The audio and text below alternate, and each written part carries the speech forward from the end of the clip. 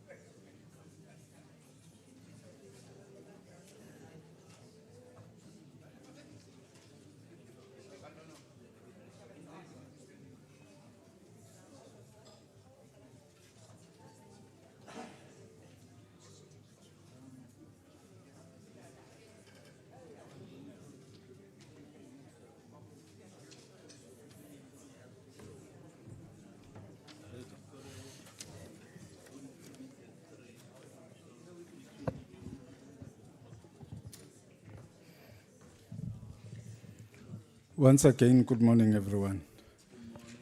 Thank you for being here. I feel like in the presence of royalty. Everyone you see on TV is here. No, thank you very much, ladies and gentlemen, for being here. My name is Malusi. I work for the Electoral Commission based here in the Western Cape. What came into my mind this morning was once there was a program that was done by the Electoral Commission and SABC. What we did, we had to choose a school. It so happened that in the province, in KZN where I was at, they chose our municipalities. So we had to go to a school. We had to spend a whole day at the school. Whilst we were there, we went with the manifestos, political manifestos, but it was just to get the kids to know what goes behind the whole election process. Where does it start? It starts with the manifestos, how political parties campaign, process their campaigns and everything else. So one thing very good that they did is that we hid the political names of the political parties. So all the political parties, we call them Kudus, Impalas, all those names. And we heard all these manifestos of the political parties. And I think for about 3 hours, we gave them to the kids to go through the manifestos and let them elect each other according to these manifestos. So that, it was very interesting. And amongst themselves, they chose the presidents and everything. But at the end of the day, the entire school was going to elect the political party that they thought was the one to be elected based on the manifestos. It's interesting because when you were talking to them aside of the manifestos, you could hear that, okay, this one supports this political party, and you could see that most of them supported a certain political party. But when it came to voting, after we were to announce the results, because the campaigns that the kids were doing were based on the manifestos, it was a totally different outcome. And when we asked, how did you choose this particular political party? They were able to even say, no, we chose this political party based on 1, 2, 3. And they were talking to the manifestos. Unfortunately, I can't say which political party it was, but it was the political party that didn't even make it to parliament, even got a seat. And I found that to be interesting. That is why when we spoke with the PEO, we were thinking mostly on how do people get to elect? How do they get to put an X next to a certain political party? Is it historical? Is it something thought? How does it all come into our brains that I'm going to vote for this particular party? And do I know the consequences after that, once that is done? So with that brief introduction of our concept note, ladies and gentlemen, please allow me to welcome on stage our Provincial Electoral Officer, Mr. Michael Hendricks. PO, over to you, sir.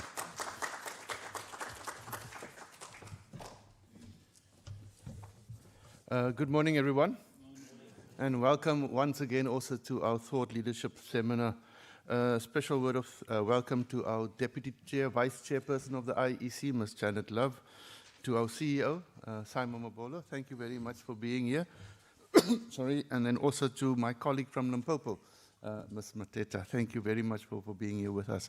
I think the importance of this, especially during the time of the information overload that we are exposed to, not only as individuals, but as communities. We've seen the role of social media, how people are bombarded with a lot of information. And the basis of this seminar lies exactly in terms of that. And that's why we've also, we are privileged today to have Professor Kumbuzulu. Thank you very much, Prof, from I don't know, KZN and Nelson Mandela and, you know, you're attached to so many institutions, and we're also well known as a commentator and an activist in your own right. And then also a special welcome to Dr. Suleiman. Thank you very much for being here in the midst of your massive, complicated and always busy diary.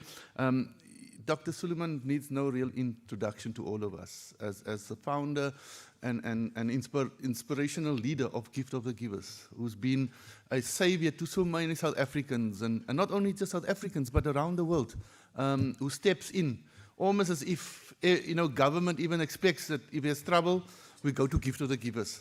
And that in and of itself is an indictment. And so today, you know, our panelists will talk about the challenges that we face. So as an IEC, we have a mandate. We have a mandate to run and conduct free and fair elections, but more than that, our purpose lies within the Constitution, which is to strengthen our democracy.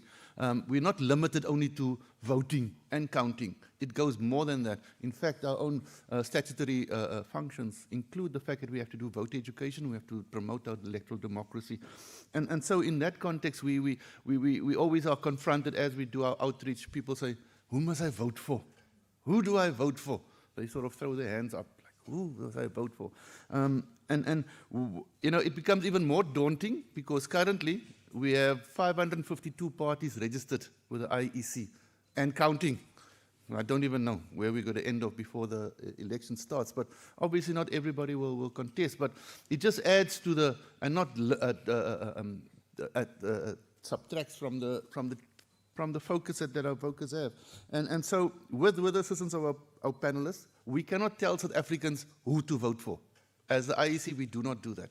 We even don't tell you how you vote. But what we have to do is say, how do you make sense of all of this information that you are bombarded about? How is it that you approach the fact that, you know, you have posters and pamphlets with one-liners? Is that going to be enough for you to make a decision on? Or is it something more that is required of you? Our voters get, you know, you get TV adverts, you get SMSs, there are speeches, and they more often than not expose only to one-liners. Do this, poverty. Is that really enough? How often do our voters actually take the time to actually go further than that and say, so this is your one-liner, but what is your actual plan? This is your one-liner, but what does your track record say? And that is what, in most cases, we want to talk about is, what is your lived reality? Let that be the deciding factor for you. What is your lived reality? And too often we face, as I said, with all this information, and one of the challenges we face in this world with so much information coming through is this whole concept of rational or reasonable ignorance. The fact that there's so much information out there, sometimes somebody simply says, you know what, I don't need all of that information to make a decision. And that is the critical thing. Rational ignorance is not about stupidity. It's not about illiteracy. It's literally about somebody saying, look here, what is the amount of information that I need to make a decision? Or alternatively, you know, I'd like to find out more information, but I don't have the time. I just don't have the time to do it, or the cost of it. But that is the real challenge that we need to put back to our voters and say, guys, you need to actually do a bit of homework. You cannot simply just look at the Kool-Aid that is being thrown onto you. And then, remember, because this is local government, because it is so important, your local representative will talk on your behalf. Whether that person receives 300 votes, 500 votes, or 10,000, he's going to stand up in the council and say, my people, our people say this. And that is why it's so important with local government elections that we need to take time, our voters need to take time, find out the information, verify. You know, Ronald Reagan was infamous for a lot of things. But the one thing he said that is true is trust but verify. You know, so often we say, oh no, but because Michael said so, then it must be the truth. But do we sometimes double check? I don't know. So that is the biggest challenge that we also face to our voters, is that there's actually a co-responsibility. On the one hand, it's the providers of information, but on the other hand, it is you as a voter that needs to discern how you will go about in terms of this. We don't need to look further than service delivery in terms of your lived reality and what are the challenges face. So how does that influence your decision? Too often we have a situation where we have a vote this week or a by-election this week, and in 2-3 weeks' time, the community is upset and toying and saying, but we're not getting things. You just voted for the individual. What happened now? Do you make that connection between service delivery, your vote, and the consequences of it for the next 5 years? So those are the things that we want to explore during our engagement today. And in that vein, we ask you to sit back, to listen, and then also when we have our interactive session to then engage with us about how do we explore this to make sure that at the end of the day, as our Constitutional Court has said in the My Vote Counts, the importance that the voter gets the information needed in order to make a decision. In other words, making an informed decision. How do you actually make sure that the parties disclose, for example, their donors in that case, and their funders, so that voters know? Ultimately, it's about having access to the information, processing that particular information, and then also relying on your own lived reality in terms of how you experience the services as we've gone through. So with that sort of a short introduction, welcome again to you all, and thank you for coming out today. We do appreciate it, especially to the political parties. I know you guys are busy with your lists, and sometimes you shouldn't be away too far from the office when they're doing lists. No? You may... Somebody may slip in there. But thank you also to our political parties. You play an important role in terms of as you put forward your manifestos and your policies and plans and ask our citizens to vote for the party and the candidate. So thank you to all of you for being here today. It's now going to be my pleasure. I'm just going to step in and just call on our Chief Electoral Officer just to say a couple of words to us, Mr. Simon Mabola. Thank you, sir.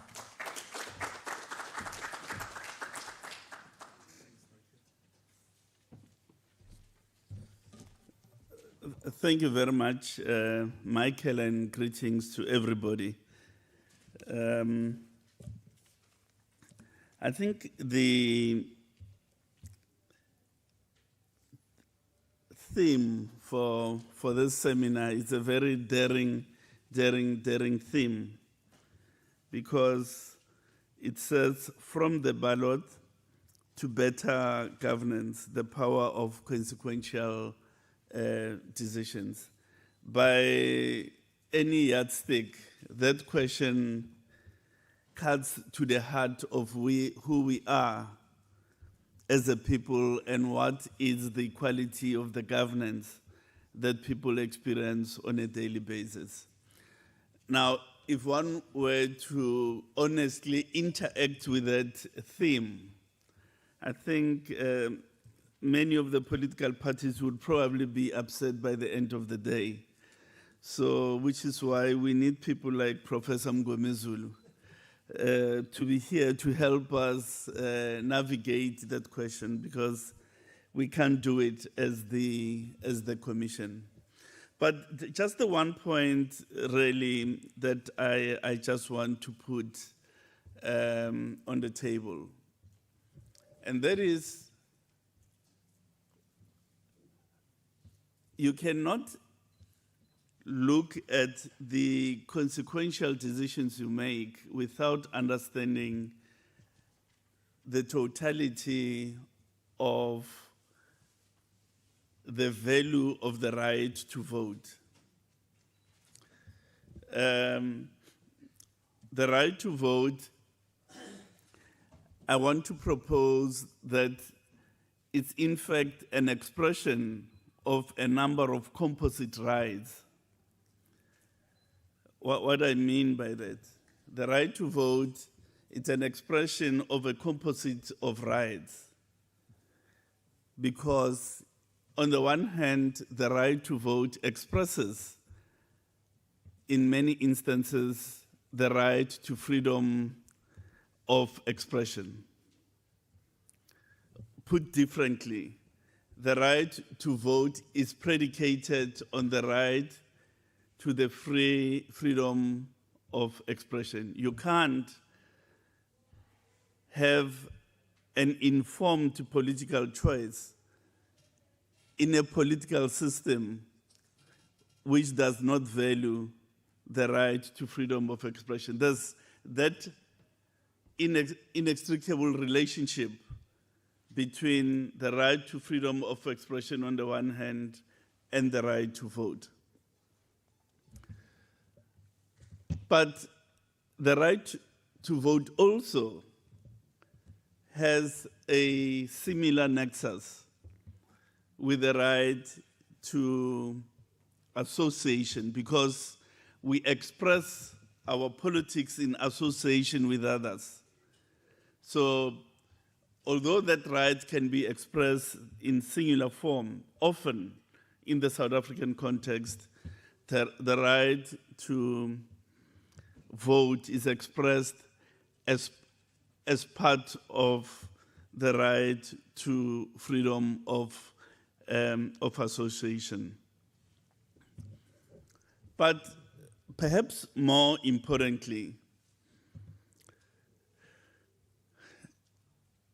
we tend to speak about the right to vote as if it's the same thing as the right to free and fair election.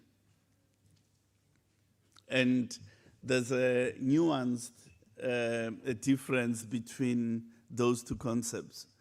The right to free and fair election is an entitlement, it's a constitutional entitlement of all inhabitants of the country, voters and non-voters alike. They have a constitutional entitlement to the right to free and fair elections. Whereas the right to vote is one that can be expressed by registered voters in a correct ward, and so on and so on and so on. So that can only be expressed by citizens. Yet the right to free and fair election is a constitutional entitlement of all inhabitants of the country.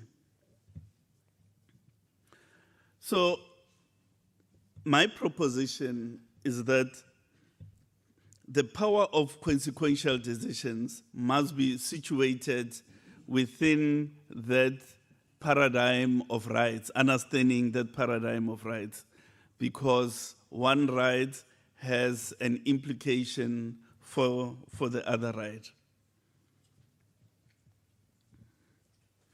What I have carefully avoided is to say, how is the right to vote related to the right to the provision of basic services, such as health, and the like, and the like, and the like. I leave that to Professor Mgomezulu. Thank you.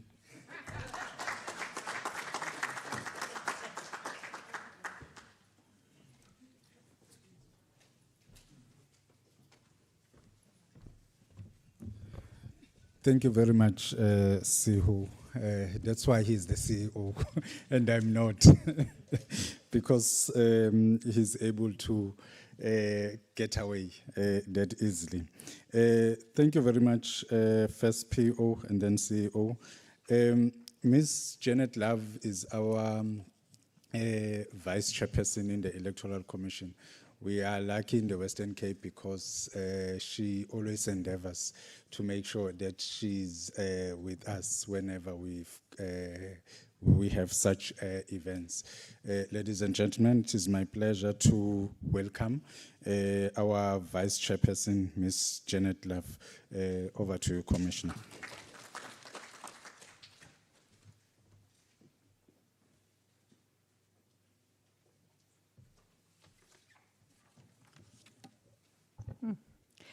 Morning, everybody. I really want to be able to get a better understanding, as the CEO has said, from leaders both of our intellectual institutions and the practical side of the way in which ethical behavior can be manifested in our country.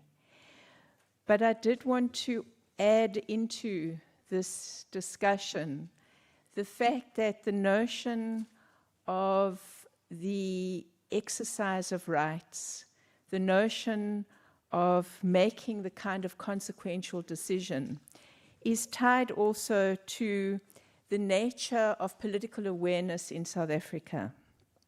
And I think we can beat ourselves up, and we do. It's a national sport to beat ourselves up. We can beat ourselves up around many things.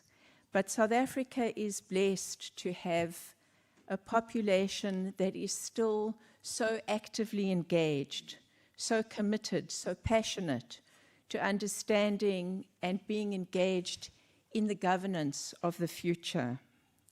It's not every country that has that on the kind of consistent basis that we do. Having said that, we've already heard about the issue of information and its importance, and that really drills down to understanding the consequential nature of the decisions and what are the consequences. So it links strongly to the issue of accountability. And how do we understand accountability? And how do we understand what we can do in between our consequential decisions? If accountability is found to demonstrate lacking in the people that we have represented, do we even know what challenges they've faced?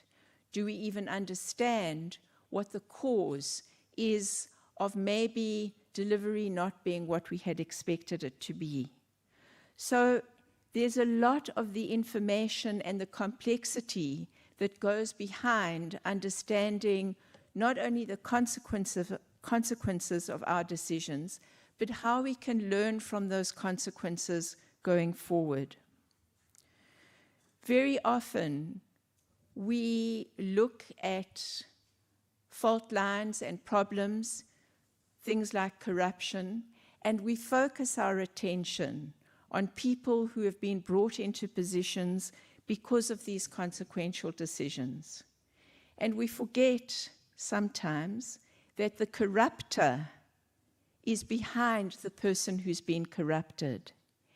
We forget that sometimes that's where the fault line can lie if we are to make progress and improve in the future.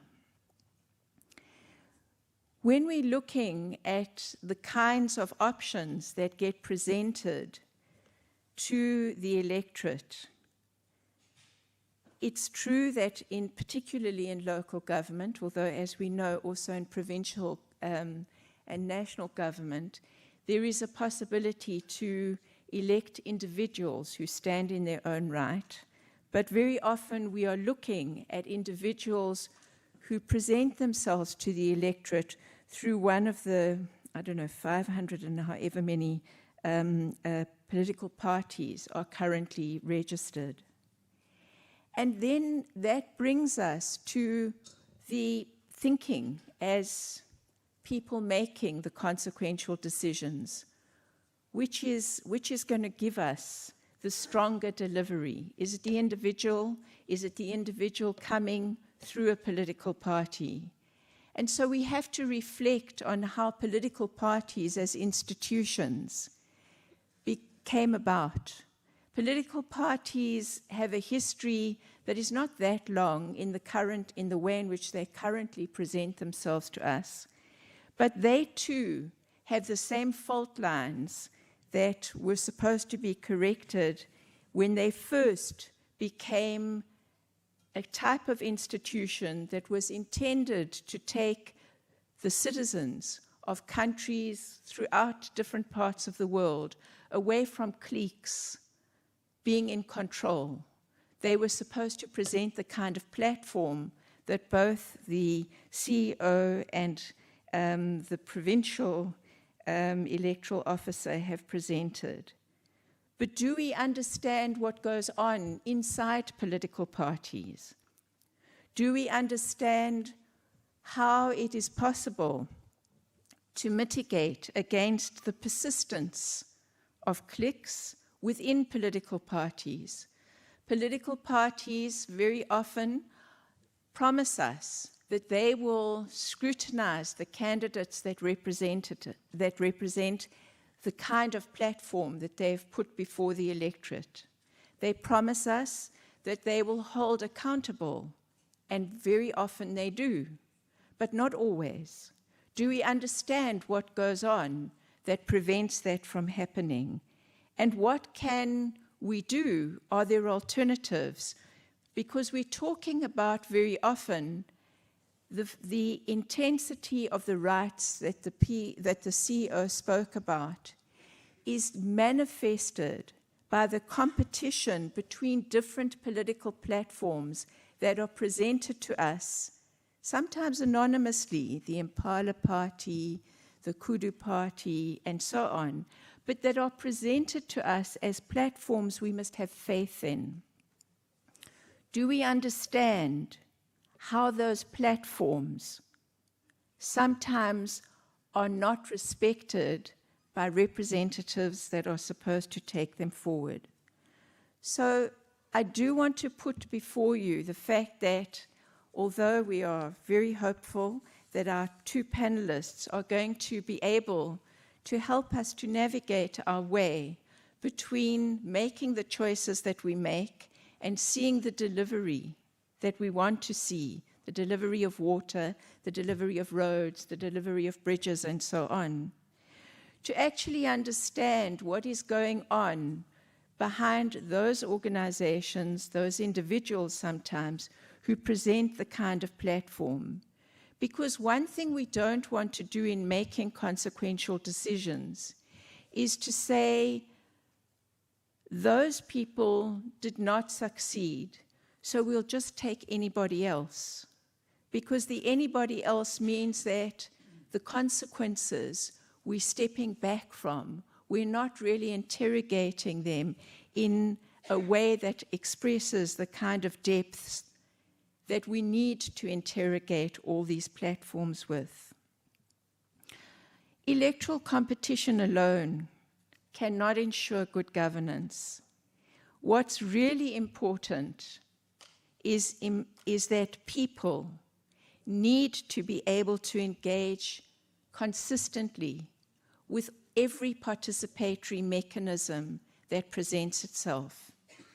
Part of these participatory mechanisms are in governance itself, whether it's through IDP processes, whether it's through community policing fora, whether it's through school governing bodies, or whether it's through committing ourselves to participating in interventions that are just to show the humanity and the compassion that we need to have for our fellow human beings. If we don't engage in this participation, then understanding the realities and the complexity of what it is that we're making consequential decisions about, then that will become an illusion for us, as if it's something simple. It's only through understanding and through taking up our roles as citizens, not only to vote in elections, but also to be active citizens in between elections, that we will really be able to not only take the consequences of our decisions, but make good ones going forward. Thank you very much, and I look forward to our panel.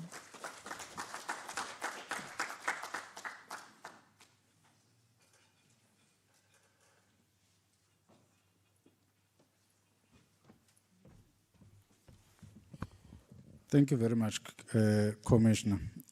Ladies and gentlemen, I'm glad that our fellow Chapter 9 institutions are here. Because one of the things that the PO alluded earlier was, what is it that we do outside of the elections, at least as the Electoral Commission? One of the things that you find when you go to visit stakeholders or certain events outside of the elections mostly, is that people get surprised. Oh, are you from the Electoral Commission? What is it that you are doing? It's as if once the elections are gone, then the Electoral Commission is not there. I see some people nodding around here. So it means not enough information is there to the communities. It then says, I'm now thinking with what the vice chairperson is saying, because elections are competitive in their nature. Now, with a lot of information, what is it that you do after that? How do you process that information? That is why our next speaker, the panelist, will be able to assist us. He'll be looking at the topic from information to insight, how citizens process political information, and what is the anatomy of a good decisions. Because when we vote, that's what we are doing. We are making decisions. And what is it that we should look for? The CEO has already shied away from that question, and he has left it to our professor, Professor Peggy R. Mngomezulu. Professor Mngomezulu is the Professor of Political Science and International Relations at Nelson Mandela University. Prof, over to you, sir.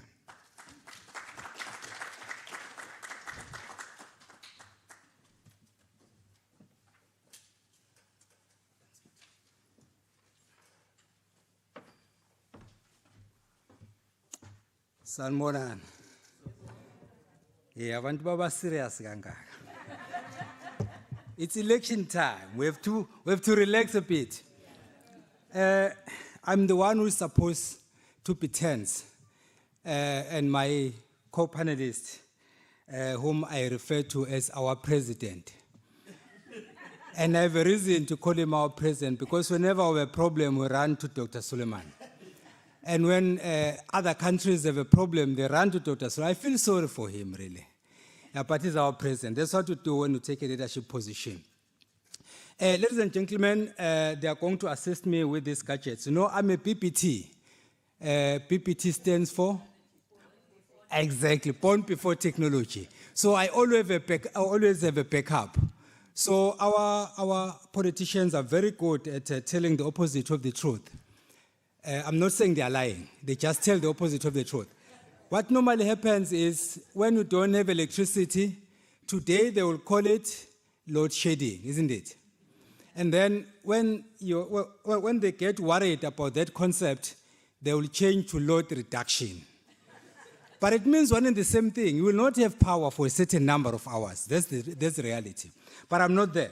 So before I do what I was asked to do, as the leadership of the IEC from the national office led by Putsai, we call him Putsai, Mr. Mamabolo, and the provincial team led by Mr. Hendricks, and then, of course, you ladies and gentlemen. As they were talking here and the Deputy Commissioner, I was reminded of the specific section of the Constitution they were talking to.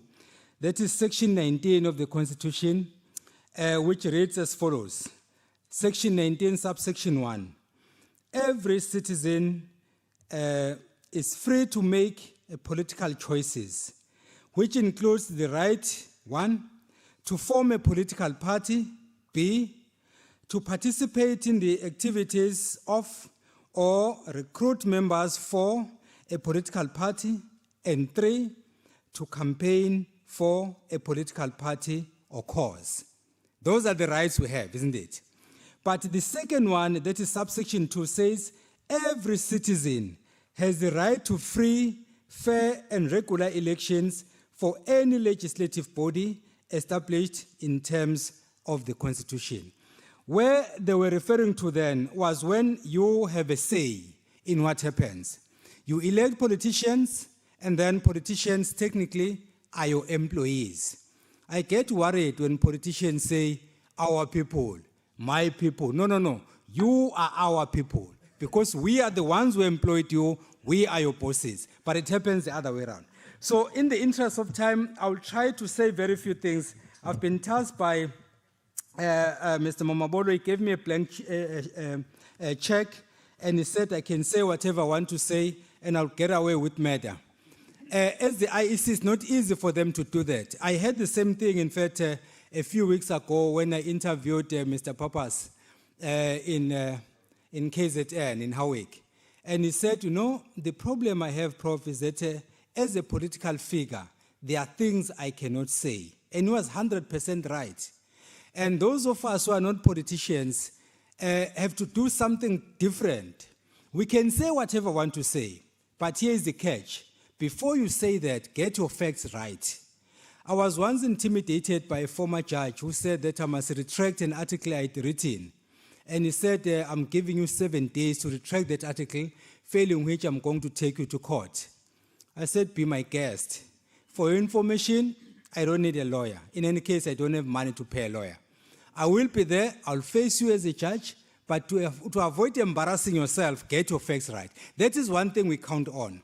You get your facts right, then whether it's the president, deputy president, speaker, deputy speaker, former IDEC member, whatever it is, as long as your facts are right, then you are safe. Okay, I'm mindful of the time, ladies and gentlemen, so I'll cut to the chase. Please, this topic was not coined by me. It was given to me by the IEC. So if something goes wrong, the first person to blame is not Mr. Mamabolo, who comes from the national office. Blame it on Mr. Hendricks next to me. So from information to insight, how citizens process political information and the anatomy of a good decision. What should voters look for? This is the question I was given. And one of the phrases they've been citing is the subtopic of the theme of this seminar, the power of consequential decisions. And this is a relevant sub-theme, particularly because a lot has been happening in the country. And if you don't know that every decision has consequences, watch the Madlanga Commission, then you'll know. To the extent that some people will end up saying things they would not ordinarily say. So that is how hot that seat is. Now, let's go straight to it. I normally start from things that people know, so that at least we're on the same page. Chapter 9 of the Constitution of South Africa establishes various state institutions whose mandate is to support constitutional democracy. We've already heard that from the speakers before me, and they were 100% correct. One of those institutions is established in terms of Section 181, subsection 1F of the Constitution and the IEC Act, and that is the IEC, the one that brought us here, screaming and kicking. Like national and provincial elections, local government elections are managed by the IEC. They don't decide what happens. They manage elections. You decide who to vote for and why. And of course, which provides the necessary information to assist the electorate in making rational and informed decisions. The job of the IEC, as Mr. Hendricks was saying, is not to tell you who to vote for and why, but is to give you enough information on the basis of which you can then make rational decisions and informed decisions. If you make a wrong decision, don't come back screaming and crying. You are the one who voted that councillor. You are the one who voted that president. You are the one who voted that political party. So don't complain to the IEC. The IEC has nothing to do with that. Theirs is just to provide information. Now that the date of the 2026 local government election has been set on the 4th of November, then it means that information sharing has started in earnest. We all know now that we are being bombarded with information left, right, and center. The agents or sources of that information include inter alia, the IEC, government, the media, political parties, and independent candidates. I'm not claiming that these are the only sources. That's why I said inter alia, among others. These are some of the sources of information. What citizens do with such information depends on several factors, some of which then I'm going to ventilate in this presentation. Voters must make decisions, preferably good decisions. We all make decisions, isn't it? But some of us make terrible decisions, and they come back to haunt us. And then the idea, or an ideal situation, is that if we make decisions, they must be good decisions and well-informed decisions. Neil opens, and I quote, "Decision-making is an integral part of both personal and professional life." In other words, whether you are deciding as a professional or you are deciding as an individual, the reality is that you are going to make a decision, and that decision is going to influence what happens henceforth. This means that at some point, as human beings, we are going to make decisions. Whether we like it or not, we are going to make those decisions. Voters have the opportunity to decide during elections and must get this right to avoid blaming themselves or blaming one another down the line. In other words, once you have made a decision, then at some point you must reflect and see if the decisions you made were indeed correct decisions or not. Now, this one is very important. Conceptual definitions. since the minister who is, I always get these facts, these points wrong. Is Minister Mkuno on suspension or on special leave or what? Where is he? I know he's at home and he's getting paid. Is he on suspension or is he on special leave or precautionary? What is it? Or whatever it is. But when he appeared before the parliamentary committee, he did something very bizarre. I thought I understood what the word immediately means. But the minister said, you know what? Immediately does not mean now. So it means that if I'm firing you while you are driving on the freeway, you cannot stop the car there and leave the car and say, I've been fired. You still drive the car where you took it, you pack your stuff, and then you go. So technically, we're not fired immediately. So that's what the minister told us. Given that context, then I've learned to define concepts even if they appear simple at face value for that reason. Defining concepts then becomes important for a number of reasons, some of which then I will outline here, so that we all have a common understanding. Some concepts have different meanings, and then others, of course, have the meanings that are context-specific. It's like someone saying, hey, you are a dog. Under normal circumstances in my village, at Ngwavuma, you call me a dog, I smash you. But then, in this urban life, hey, so-and-so is my dog. We are upgrading that person. But we are using the same word. So therefore, we have to define some of these concepts. So sharing information and sharing insight, those are two different things. Information is one thing, insight is something else. And that is where I'm going to start. Information is shaped by facts. Here are the facts. Donald Trump and Benjamin Netanyahu attacked Iran. Isn't it? Those are facts. That is information. We know that for a fact. But why did they do that? That is where we're going to differ. We know also that Vladimir Putin attacked Ukraine, thinking that the war was going to last for a week or two. 4 years down the line, we are still there. We know that it's Russia that attacked Ukraine and not the other way around. But why that happened, then we are going to differ. So the point is, we all have the same information, but the insight about that particular information will definitely differ. So for that reason, then, information and insight are two different things. So I then distinguish these two by saying that information is based on facts, and those facts are verifiable. If you want to know what happened, you can go to Uncle Google. He happens to know everything. He will tell you when the attack started and how many drones have been flown and so on. Those are facts. But when it comes to insight, then there is where things are going to differ. Now, when it comes to insight, insight is new knowledge gained from facts. In other words, you already have facts, you already have information, but then you make sense of that information.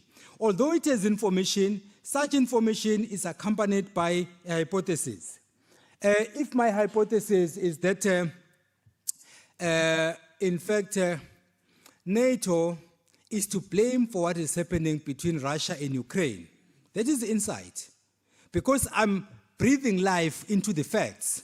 The facts are Vladimir Putin attacked Zelensky in Ukraine. That's a fact. But then why that happened? Others would say, no, it's because until a certain time in history, Ukraine was part of the Union of Soviet Socialist Republic. So technically, Ukraine is still part of Russia. But then the reality is, Ukraine became an independent state, and then immediately wanted to be part of NATO, North Atlantic Treaty Organization. And now, Vladimir Putin is worried that if NATO comes close next door to Ukraine, then we have an enemy next door. So to avoid that happening, then you better act immediately. So that is insight. It's no longer information. You are breathing life into the facts. So that is the difference. So you start from a hypothesis that Vladimir Putin is right or Vladimir Putin is wrong. That is your hypothesis based on the facts or information that have been presented with. Insight refers to the capacity to gain accurate and deep intuitive understanding of a person or thing. In other words, you get deeper, you go beyond the facts that have been presented with. and therefore that marks a difference. So when political parties campaign, they provide you with information, not insight. And in most cases, they tell the opposite of the truth. I'm respectful, I like my politicians. I never say they lie. They will provide you information, some of which is incorrect. And then they will tell you that they are going to build 5 bridges.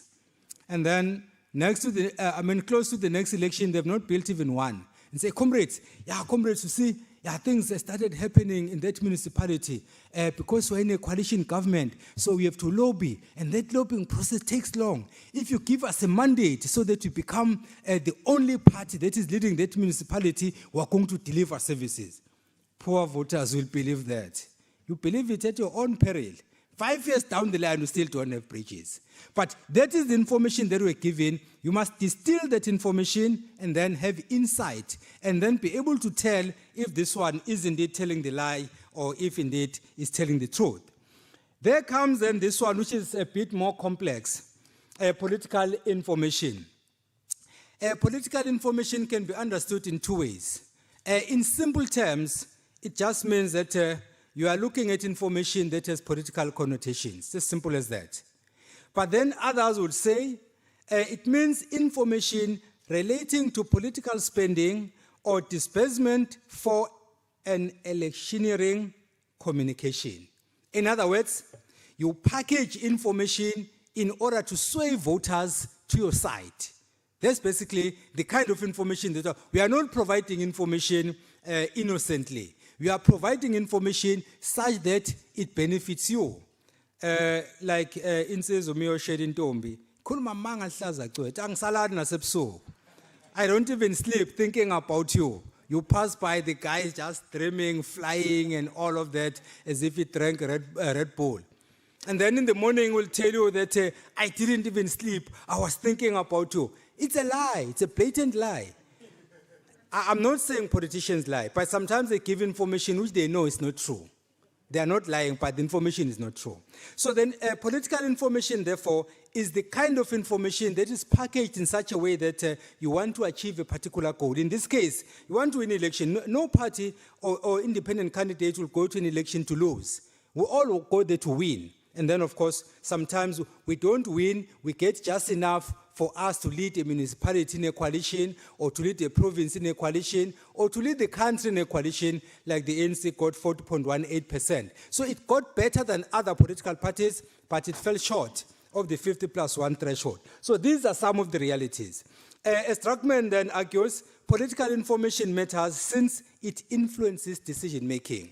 In other words, politicians are aware that as voters, we are going to make decisions. So they must package that information in such a manner that it is persuasive and it is plausible. And then we'll be able to vote for them. We'll only realize afterwards that we made a mistake after we voted them in. So that is how then this particular kind of information becomes important. Now, let's look at some of the factors then that influence people in voting.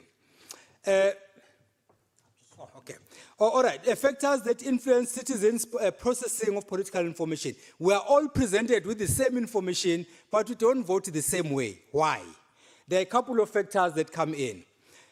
Although citizens are exposed to the same information, their insights differ, and therefore their decisions also differ. Because we distill this information differently, that's why we end up voting differently for the kudos and whatever else that they're talking about. It's because we have distilled information and we came to different conclusions. And then, of course, there are several factors that influence citizens or voters, and they include the following. 1, biased interpretation of available information. If I hate you, I hate you. No matter how good the information can be, I hate you, full stop. I'm not going to vote for you. And if I like you, it doesn't matter how many cases are leveled against you, how many wrong things have been said about you. I'll vote you for, anyway, because I have taken a decision. So biased interpretation of information, the information that I've been given, I'm reading it from a particular lens, and therefore I arrive at a particular conclusion. You are reading the same information, you arrive at a different conclusion. So that's one of the points of divergent. In other words, where we differ. Number 2, insights attached to the information. going back to the interpretation of the differences between information and insight. In other words, how we breathe life into the information that we've been given will then lead us to different endpoints because we have interpreted it differently. And then the other one is a party or candidate allegiance. I just like this guy. I just like this woman. I'm going to vote for her. I just hate this one. I'm not going. No matter how good or bad you can be, then the decision is taken.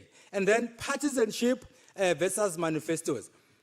People have once told me that there are manifestos that sway people either way. I don't believe in that. I once wrote an article in 2015 where I was arguing that manifestos don't win elections. I still maintain that position.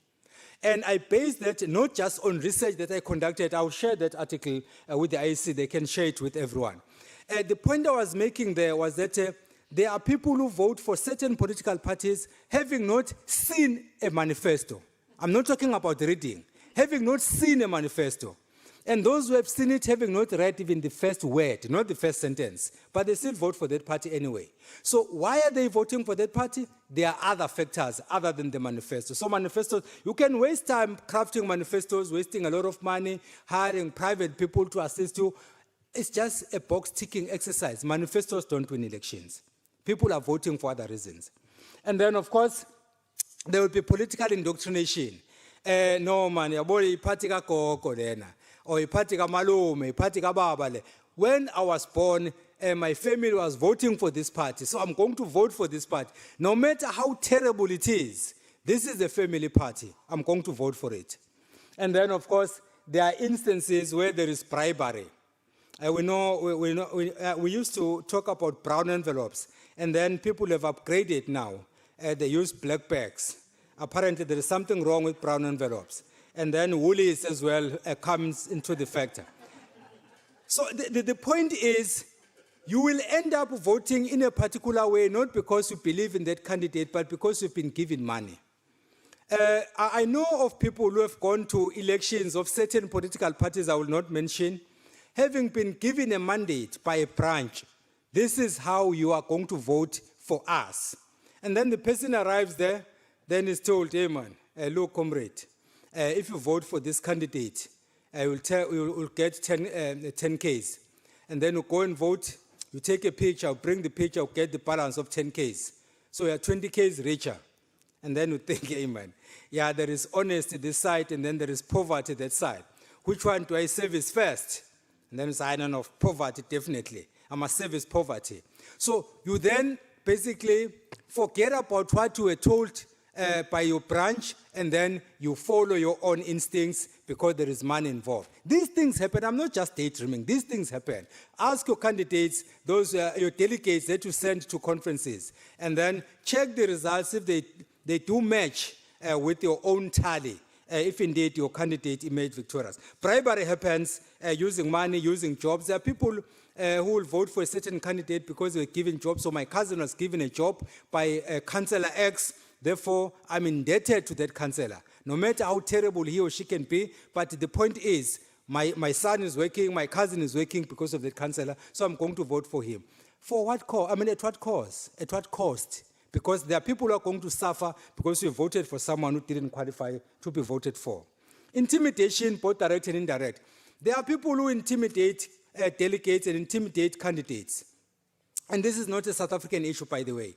I've been to other countries where when we are voting for an opposition, and then the police and the soldiers will be deployed to deal with you. You may know some of these examples. I'm not going to mention them. So you end up voting against your conscience because of your own safety. So you've been intimidated and then you vote differently. Or your family is the only one that is voting for party A. The rest of them are voting for party B. Then you might as well swim with the tide and then vote for that person, not because you want to, but because you feel you have to for your own security. And then the last one there is belief systems. You know, there are people who believe in certain political parties because of their culture, because of their racial identity, or because of their religious belief system. Let me make an example. There is a party that pushes the Dach item. I understand there was a party that used to be called Dach Party. I don't know what his mandate was, but I'm just saying at face value. Let's assume that Dagga party is pushing for Dagga to be legalized, whatever it is.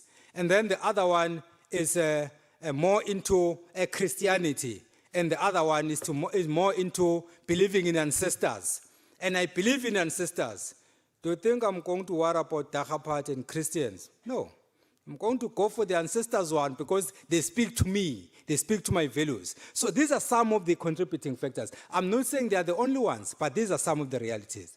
Now, let's look at steps to be followed when making decisions. We all decide, but then what steps must we take? One, there is a view that all real decisions are made under uncertainty. When you make a decision, we are not 100% sure what the end result will be, but at least do anticipate the result. You vote for me, you are not sure, but you just give me the benefit of the doubt that I'll be a better councillor than Mr. Hendricks.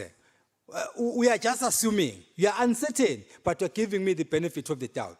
So to assist then in making that decision, we may consider the following. One, start by identifying the problem you are confronted with. What is the problem that we are confronted with locally? That is the starting point. And then having noticed what the problem is, or having identified the problem, then identify the problem and then consider alternative solutions. What are the solutions that are available to address this problem? And then you look at those possible solutions, not one, there are quite a couple of them. In this case, you have a problem of water spillage. That is a problem. And then you have 3 political parties that are contesting in this area that are most likely going to assist you. Then you look at those. Okay, of the 3, which one do I think is better positioned to assist me in addressing this position? So that informs your decision. And then, of course, you move on. You make a comparison of various alternatives. Of these 3, who is most likely to address this problem? And then, of course, you consider what could be the likely outcome. Sometimes I get worried. There is a candidate, you know this candidate doesn't tick any box at all. But then the person emerges victorious.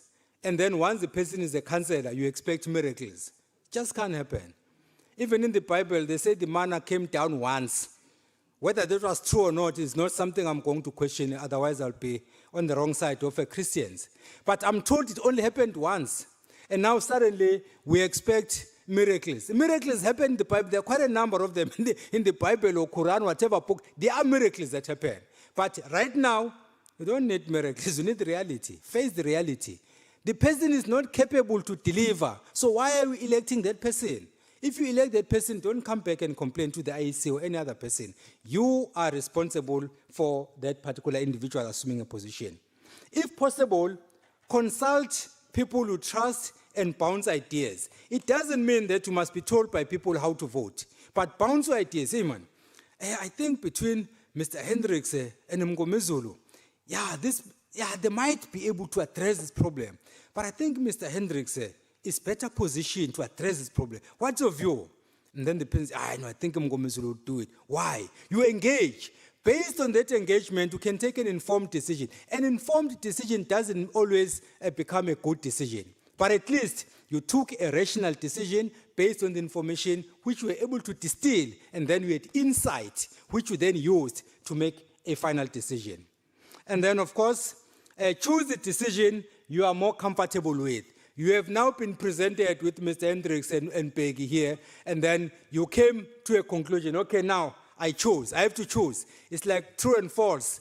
I used to hate multiple choice at school, and as a result, when I became a lecturer, I stayed far away from multiple choice questions because the dumbest child in the class will pass, and your smartest child will fail because, hey man, answer B is correct, but then, no man, if you look at answer 3, there is a possibility there. The other one, just find a finder, then it's done. So I hated it for that reason. So in this case, we do make choices, but to make informed choices. That's the difference. And then, of course, once you have made the choice, you then implement your decision that you have taken. In other words, the implementation in this case means putting an X against the person you have chosen. But most importantly, you evaluate it to check its effectiveness for future reference. This is what happens. You vote for me in 2021 thinking that I'm going to deliver services. I failed dismally. And then come 2026, I still come to you. Can you please give me another chance? And then you give me another chance. What do you expect is going to happen? I failed you for 5 years. What's going to make a change now? So you are going to evaluate me based on what I've been able to do in the past 5 years, and then you decide whether to give me another chance or not. If you give me another chance, don't blame me after that. You are responsible for your own suffering. I have nothing to do with that. Mine was to convince you, and you were convinced, and you voted for me. And then if you have to put this in the form of a diagram here, this is very interesting, because if you start there, where is this pointer here? Now that's where my technology, that's where my technology will be tested. Where do I point here? The red one? Yeah, the village guy is one. The village guy can't get it right. The pointer is there. No, this is not working. You see, it's on the mirror. Okay, where it says define or clarify. You clarify or define the problem. It basically summarizes what I was saying. You define or clarify the problem, we're moving clockwise. And then after you've clarified the problem, you gather facts, because you can't decide without having facts. And then after that, you brainstorm, and that is where insight comes in. Yeah, you brainstorm, and then after that, you look at the pros and cons of those options that you have. And that is where you're bouncing ideas, discussing, looking at possibilities. Once you've done that, then you decide. And then after having decided, of course, you can see the arrows pointing at the center as well. That is where you make a decision. But that is not all. After that, you follow through. Following through, that means that's when you evaluate my performance. And those who do performance evaluation then will know what this means. Once someone has been given a task with KPIs, you come back and then you do evaluations to see the extent to which the person is delivered as per the promise. I'm going to allow the colleague to take the pitch and then I'll move on. I'm done. Okay. All right. I'm almost done, Program Director. Now, what constitutes a good decision? There is no answer. There is a one bullet here. But I'll just highlight a few. A good decision must be informed by the prevailing situation. Look at the situation and then start the process to find the solution. It must be grounded on the analysis of available facts. Don't just decide having not analyzed the facts. The decision must be aimed at addressing the problem or the challenge to ensure a better life. You can't just take a decision for the fun of it. And then a decision should not be influenced by emotions. Emotions can either be negative or positive. Negative emotions, if you are angry, you take a decision based on anger. You are angry with me, and then you vote me out, and then you vote Mr. Hendricks in because he didn't offend you, only to find that you'll be worse than me. Like an egg complaining that the pan is hot, and then it jumps out and it goes straight into the fire. Because I was bad, then it turns out Mr. Hendricks is terrible. But you can't reverse the clock.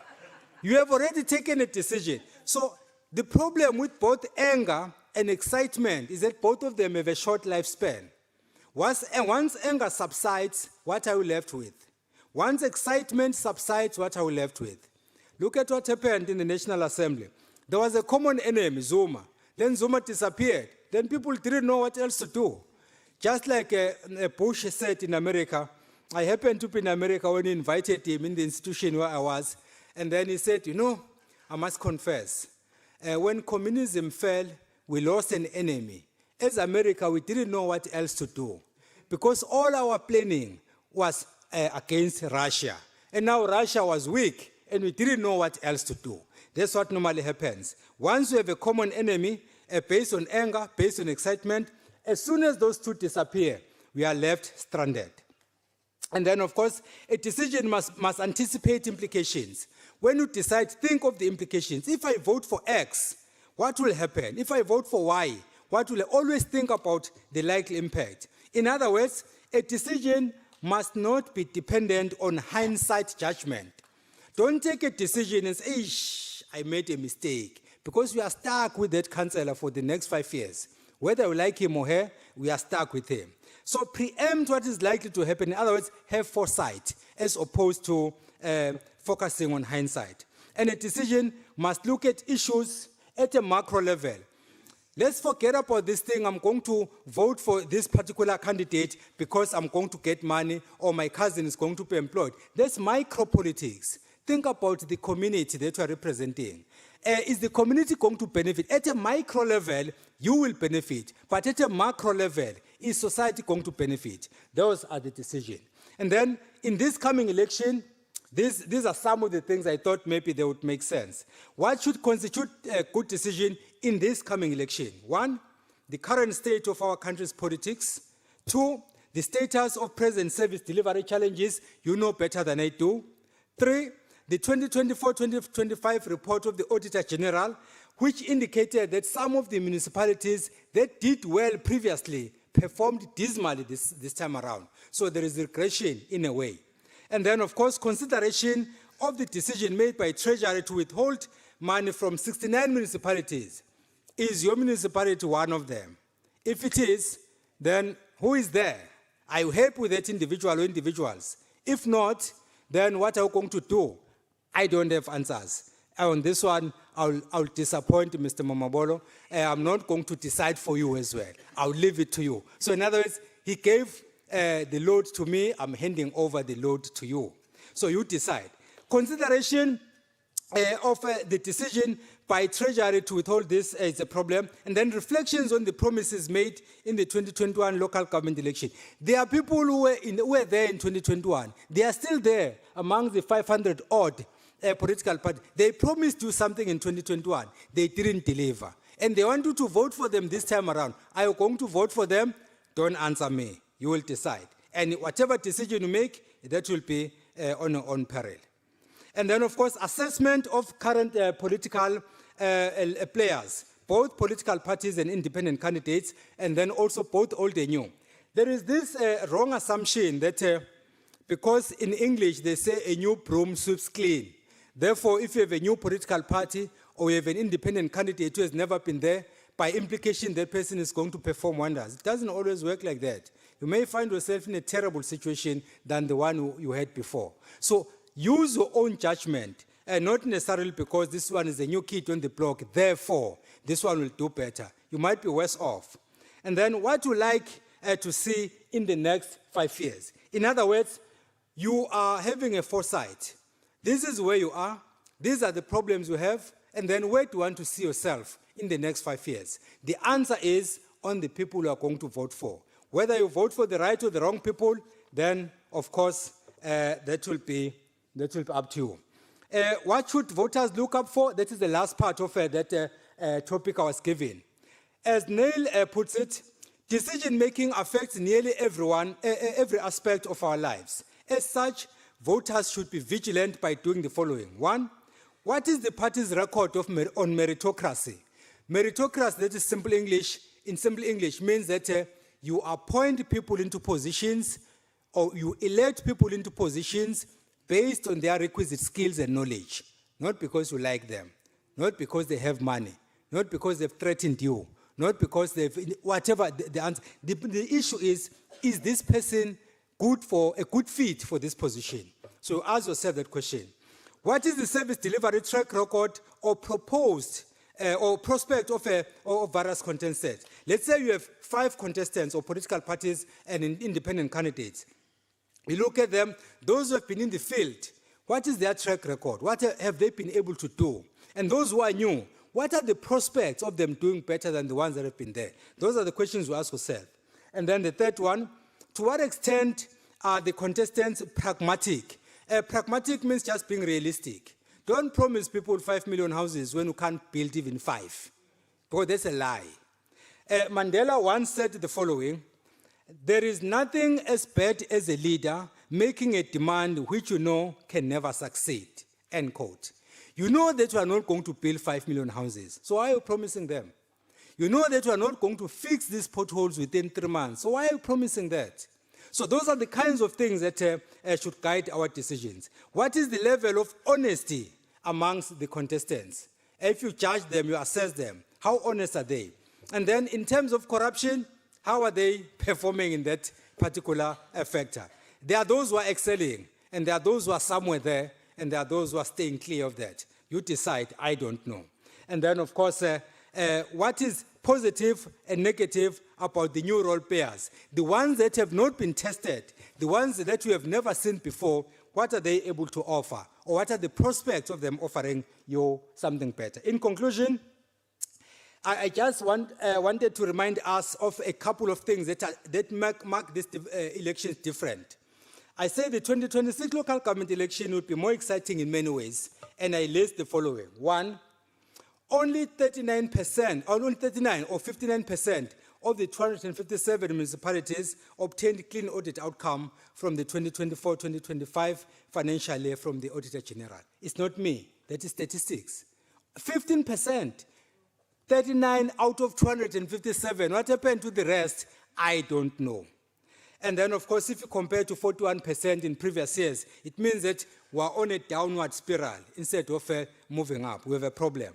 As many as 69 municipalities had their funds withheld by Treasury because of a couple of things that were not going well. Those are the realities. This is information. You will come up with the insight. I'm just giving you information. For the first time, the ANC will go to this election bruised by the 2024 general election while dealing with the SSCP's decision to go it alone in this election. This has never happened before. The SSCP has been threatening the ANC that it's going to go it alone, but it never did it, except once in 2016 in certain municipalities. This time around, there was a firm decision, we're going it alone. So this is something new to the ANC because it has never experienced it before. And it's the first time that the ANC is going to a local government election leading a multi-party coalition government at a national level. Those are realities, those are facts, that is information. New political parties like the MK party will contest this election for the very first time. We said the same thing with the EFF in 2014 when they contested the election for the first time. This time around, we have the likes of MKP, and then there are many new parties, Rise Mzansi and all of that. Those are new parties. Then these are the realities. And then also, political parties have reacted differently to the ongoing issues on illegal immigrants. Some are supporting march and others are saying, no, this is not right, this is a xenophobia, not even knowing the difference between xenophobia and Afrophobia. They mix the two together, and then I don't know what comes out of that. But the reality is, politicians have reacted differently to this. Where you stand, where political parties stand, I don't know, but that is one of the factors that might inform your decision. These and other factors mean that voters must apply their minds assiduously when deciding who to vote for. In other words, you don't just apply your mind. You take this seriously because it will have consequences. Whatever decision you make will definitely stick with you for the next 5 years. They all have the same information, isn't it? But it is their insight that will make a difference. I rest my case. Thank you.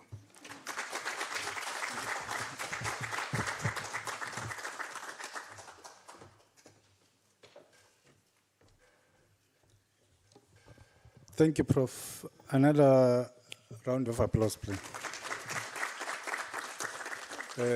We've just been taken back to school. It so happens that this hall is resembling the lecture hall. I've seen people writing down, making notes. Don't worry, as good students, we will be able to engage Prof later on. It's quite a lot. PO, I'm going back to school next year. It's a non-election year, so I've just been inspired as well. Prof Mngomezulu called him the president. Well, he gave his reasons, but we've also invited Dr. Imtiaz Suleiman to also look at local government. Does it matter? How vote shapes daily service delivery. We know that with the work that Dr. Suleiman does, he goes to some places, even almost all of us never even dare to go to. If there's one person who's seen most of the things that we only maybe see on TV, maybe only think about, he's the best person that can be able to tell us what's happening out there. With that, ladies and gentlemen, allow me to welcome Dr. Imtiaz Suleiman, founder of the Gift of the Givers Foundation. Dr. Suleiman, over to you, sir.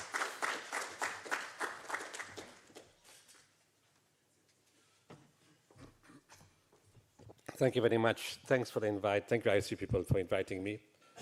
I just want to put a different perspective, on elections. We're all talking about how people must vote, but you've got to be registered to vote. And we need to focus on that aspect first. Just going a little backwards, we all know how difficult it was to be given the right and the freedom to vote. So 94 was a milestone in our history. A lot of blood was lost, oppression, injustice, hardship, and difficulty that made it possible for us to eventually vote in 1994. Why in subsequent years then had the desire to vote dropped so tremendously? And we need to look into that very, very seriously and question what the reason for that is. One of the things proposed is that people are disappointed with government. They're disappointed with the ruling political party. And the other political parties take great joy in saying that people are disappointed with the government and the reigning political party. But if that's the case, why didn't more people come and vote for you? Why did many more voters not come to the boxes? It means they have a disappointment in you also. And we have a moral dilemma. People don't trust political parties at all. They're not happy with what's going on. They don't believe, and as Professor said, they don't lie. He says they don't lie. Another way of saying it is they're being economical with the truth. There's another way of saying it, but I'm a blunt guy. You're lying. Let's just be honest about that. I don't like sugarcoating things. I say it like it is. So 94 was a milestone. Things changed, and people were excited. There was euphoria. The country was working well, and suddenly things started going downhill. Now, the critical factor is this. The country does not belong to the government. Neither does it belong to the political parties. The country belongs to 65 million South Africans. We are invested in this country. It is our country, and we have a role to play to make sure that it functions correctly. The government and the political parties are only administrators, like in anything else. You don't do the job, we get rid of you. It's as simple as that. And we need our people to understand that very, very clearly, that you can only make a difference by participating. If you don't participate, as Professor Gomezulu says, don't complain. Take responsibility, and you're responsible for your own inaction. So to me, the first priority, rather than saying who to vote, is to make sure people register to vote. And we need to spend much more time on that, and we don't have many days left. I don't know if the IEC will consider another date after the 1st and 2nd of August. But we need to do that because at the end of the day, it's important to take participation. Now, certain factors prevent us from totally voting. One is disappointment. People are not happy, and we need to change that perception for people to understand that you got to take part. You can't say you're disappointed and you're not happy. If you don't participate, you have no say at all. If you participate, you at least have some say. So it's important to say, I would have a say.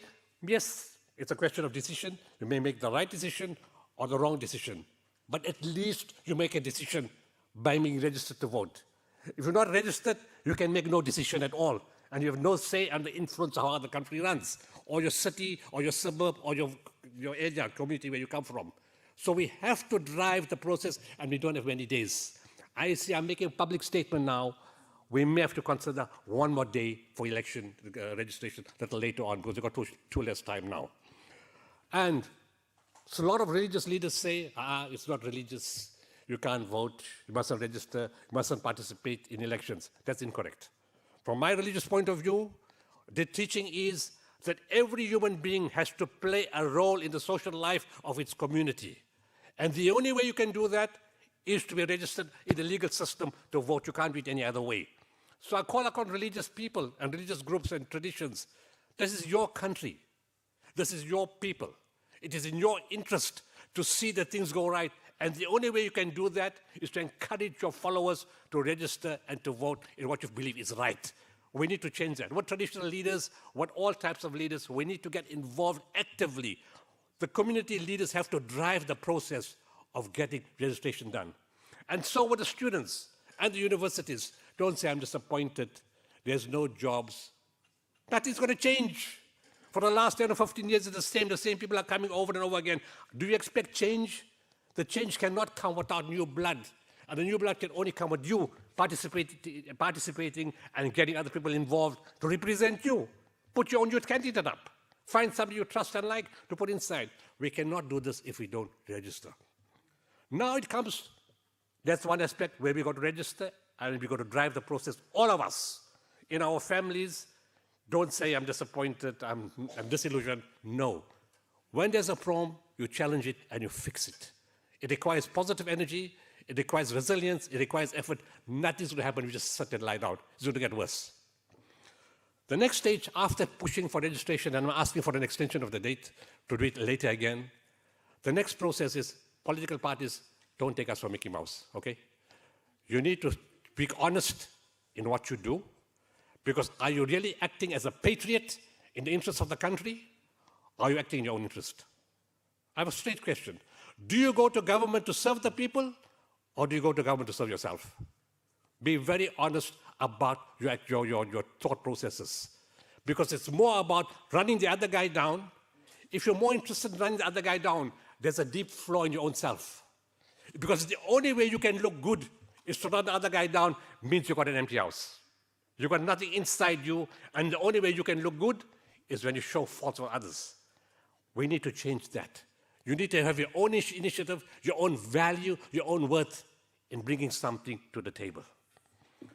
And that's why, because you're so interested in yourself, you are more interested in haggling with each other in hung municipalities that there is no service delivery. There's a chaos. People are suffering because you're too busy with your egos fighting each other, rather than saying it's in the interest of the country to work together and act together in the sake of our people. To be blunt, you don't care for the people. Let's be just honest. You're more interested in yourself, your position, your power, your influence, but are you really keen on the service of the people? If you're really keen, you guys will sit together at the table and find a solution. Take Nelson Mandela Metro, where you come from. It's a total disaster. I call it the mayor of the day. Like soup of the day, fish of the day, mayor of the day. It keeps changing all the time. You're never sure what hell's in power. It can't make a decision. Traffic lights don't work. Water's not delivered. Sewage running on the streets. They don't have a functional fire department. Yet the civil servants are committed. They're dedicated. Let me give you one example. When the fire came a few months, the floods came a few months in May, do you know, because of indecision and because of infighting, the police vehicles didn't have fuel to go and fetch the people to take them from the hall, from the houses to the hall. We paid for it. They came to us. We didn't announce it publicly in the interest of protecting people and protect people's reputations, but they announced it publicly to say gift of the givers paid for the fuel. 12 o'clock at night, all the cars were coming to load at the garage for fuel. But what I admired about that act is they were very sad. The civil servants were very sad that they could not help their own people. So we have a lot of good in our community. And because they were sad, I said we will fund them and make sure they can deliver aid to their own people. The other thing I like about certain municipalities, they will call you and they will be honest. Honest is something that you mentioned here. We don't know what to do. Please, can you help? And Eastern Cape Province has been very good with that. They would call us, like they called us last night, and said level 6 warning. And last time from Tata it was a level 9 warning. And in May it was a level 9 and level 10 warning. They will call you and say, please, can you help us? No ego. Saying, we care of our people. We're not worried if anybody says we as a municipality cannot deliver. We're only interested in our people. What is that saying? We need people of character in the political parties. We need people of substance, of moral values, of ethics who say, I can't do it. It's not a shame to say I can't do it. Everybody is not skilled in everything. And we need your help. And when you do that, you get the confidence of the public and the confidence of the donors and everybody else to support you. Because the reality is, yes, the money was held back and there's not service delivery in many places. There's no service delivery for several reasons. One is inaction, hung municipalities fighting each other, so nobody takes an action. Number two, people are too scared to make a decision. We have too many people, too many civil servants, and people are too scared to make a decision. Number three, there is no budget. And the reality is that Texas of 7.4 million people can't look after 65 million people. It's impossible. No matter who runs the country, who the government is, bring the Australians, the French, the German, the Americans, the Canadians, bring them to run the country, they're going to have the same problem because the tax base is way too low. Then you have the civil unrest of 2021 in KZN, which wipes out 50 billion rand from the economy. Have the floods of April 22, that wipes out 100 billion rand. Take COVID, that shuts down the entire economy of the whole world.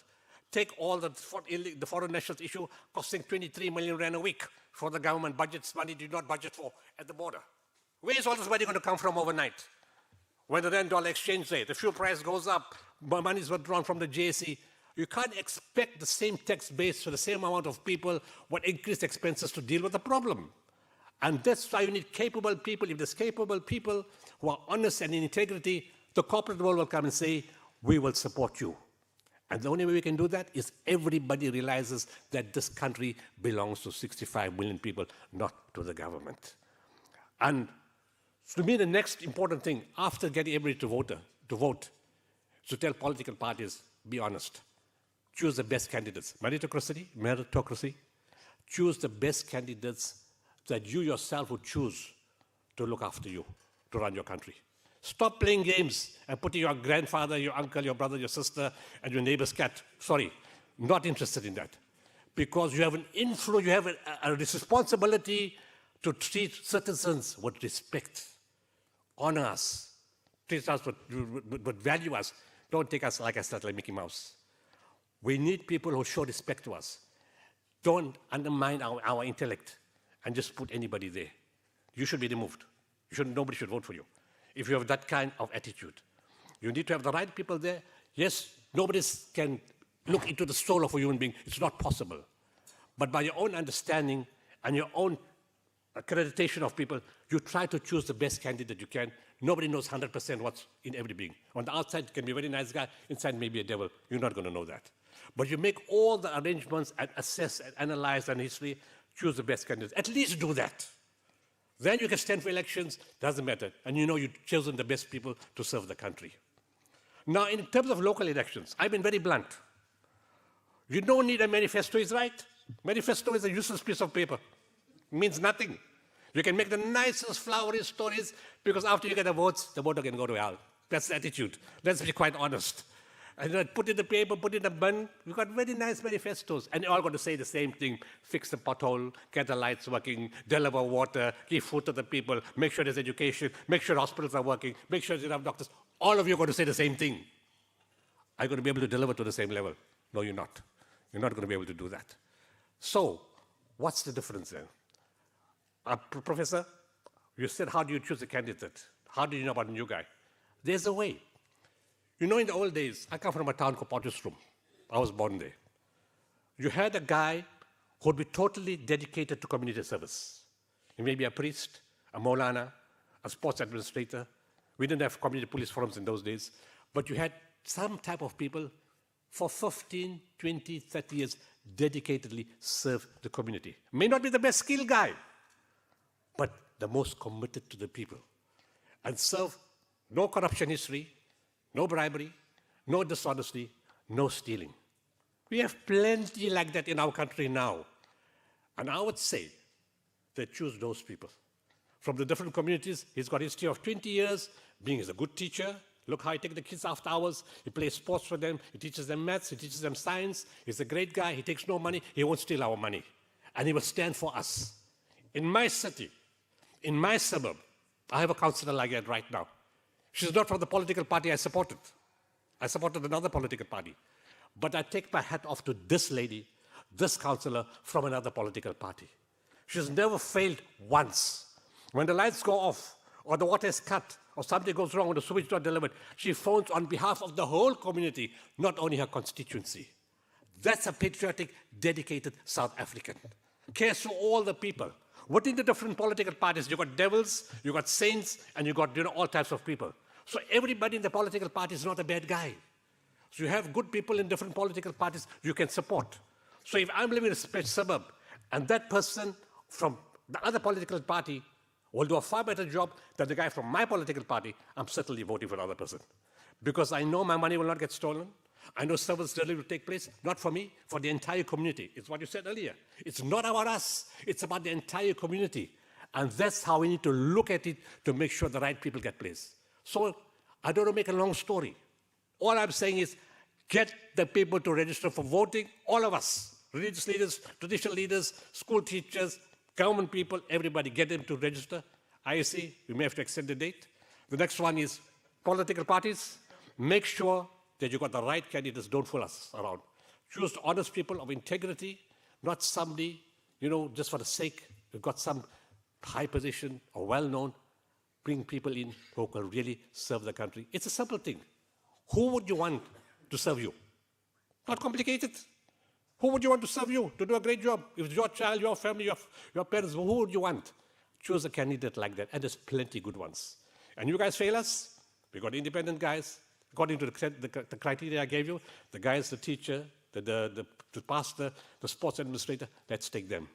The only complication with that is, if you have too many of that, how do you coordinate them to run a city? That may be the complicated aspect. I don't know how to solve that problem yet.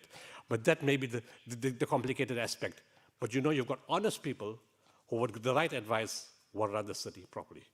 And the last point is that if you don't know and you're stuck, no harm in saying I don't know. People will respect you and say, I need help. Please help me. All the people in the city will come to help you because they know you're doing it in interest. I'm talking from experience, not something in my head. Because we've saved many municipalities. And let me give you the final example where you understand where it's about politics and not about the people. In 2022, in May, again, we were called by Nelson Mandela Municipality.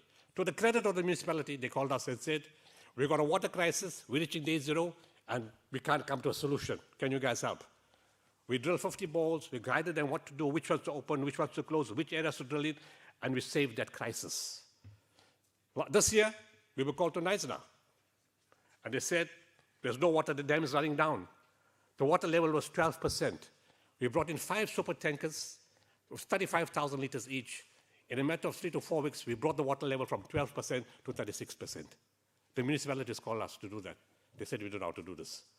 And we did this together. But the biggest crisis again came that same year of 2022 in Nelson Mandela Municipality. To me, that was a total disaster what actually happened. A massive fire hit the city. The acting fire chief then called us and said, we've got a serious problem. This wind is too strong. The fire is too far. We can't get to the fire. The water tankers are not enough. We can't refill and get back to the water in time. Because of the drought and the day zero, the water levels are less. So we can't get to the water quickly. We don't have enough firefighters. We don't have safety uniforms for the firefighters. We don't have enough energy biscuits. We don't have enough meals to give them. We can't reach all areas. What are you going to do? I said, to be honest, to be blunt, you guys are in deep shit. Just to put it bluntly. And they said, what do we do? Local government couldn't help. Provincial government didn't step in. And national government didn't step in. Is this how you run a country? Is that you separate each other? Okay, it's not my political party. Let them get lost. That's not a way to run a country. It's an indictment on the rulers and the people in power. It's a total disgrace to behave like that. We sent in fire trucks. We opened all the boreholes. The ordinary people came. We filled their JoJo tanks. We brought the extra firefighters. We gave the energy biscuits. We gave the uniforms. We gave the water. And I brought in 2 helicopters and 2 planes. And we killed the fire from the sky. Nobody else did that. Nobody put a cent. Government didn't call. Nothing. We did it. The Bay West Mall would have been burnt to the ground had we not intervened in December 2022. That mall got saved because of us. As the fire was coming to the mall, the helicopters and the plane dropped the water from the sky. As we were walking the mall, people came and touched us and they were sobbing. And we asked them what happened. They said our house was about to burn. There was no water truck. There was no enough firefighters. There was nobody to put the water out. Your helicopter came and dropped the water right in front of my house. And my house got saved. Now, why should this be a civilian responsibility?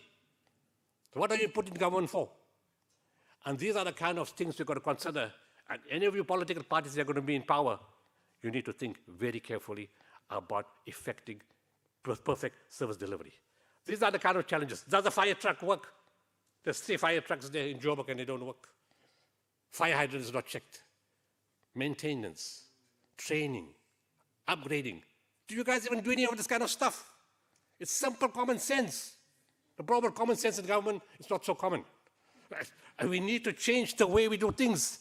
We need to be more effective in what we do. Ladies and gentlemen, you're playing with the lives of 65 million people. You're put in power, and the last part is people trust you with their lives. They trust you with your souls. They expect you to deliver. You break them. You disappoint them. They don't want to know about IEC. They don't want to know about registration. They don't want to know about elections because you've broken their trust and their soul. We need to fix that. We need to encourage them to come back and to register. They need to take responsibility in their own hands, but don't let them down. Thank you.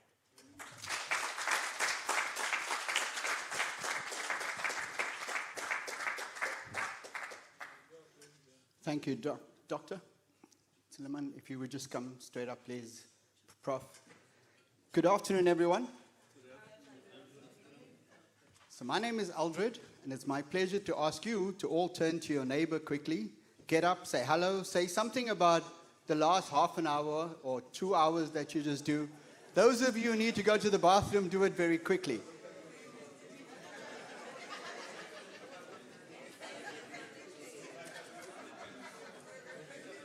This is a 5-minute exercise, and while we're doing this exercise, can I also just say that unfortunately Miss Lindiwe Masibuku is not with us.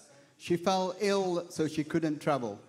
So now you have an opportunity to ask questions and engage our 2 keynote speakers, and we also still have the CEO and the Commissioner here, in case you have anything direct to them.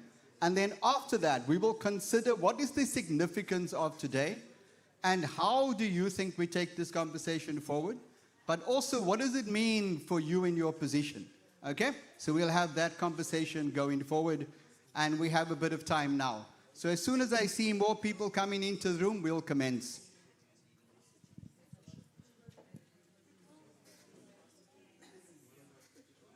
Give you lot a bit of a break.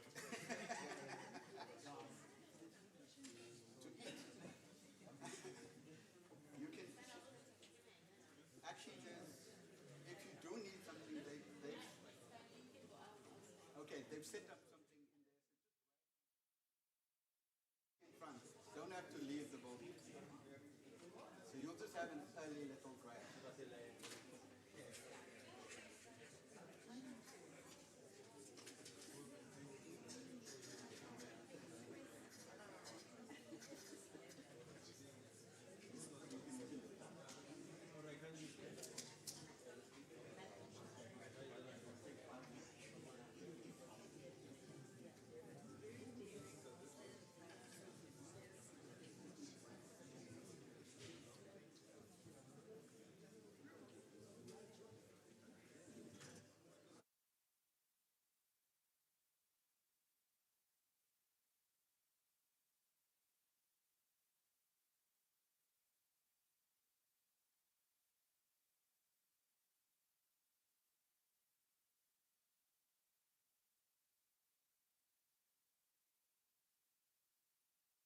It was it was unpack. That was the only plan B. Don't worry. As you go out, can you also encourage your colleagues to start coming back, please?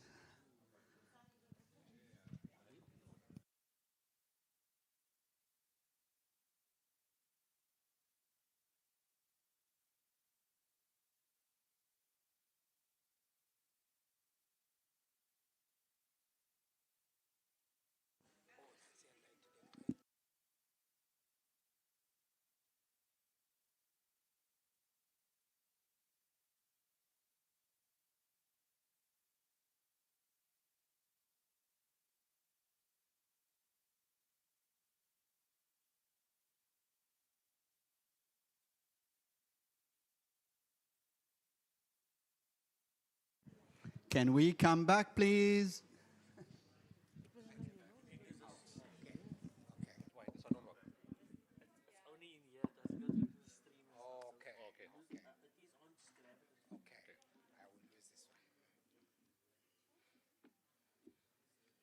And they keep changing these mayors like nobody's business.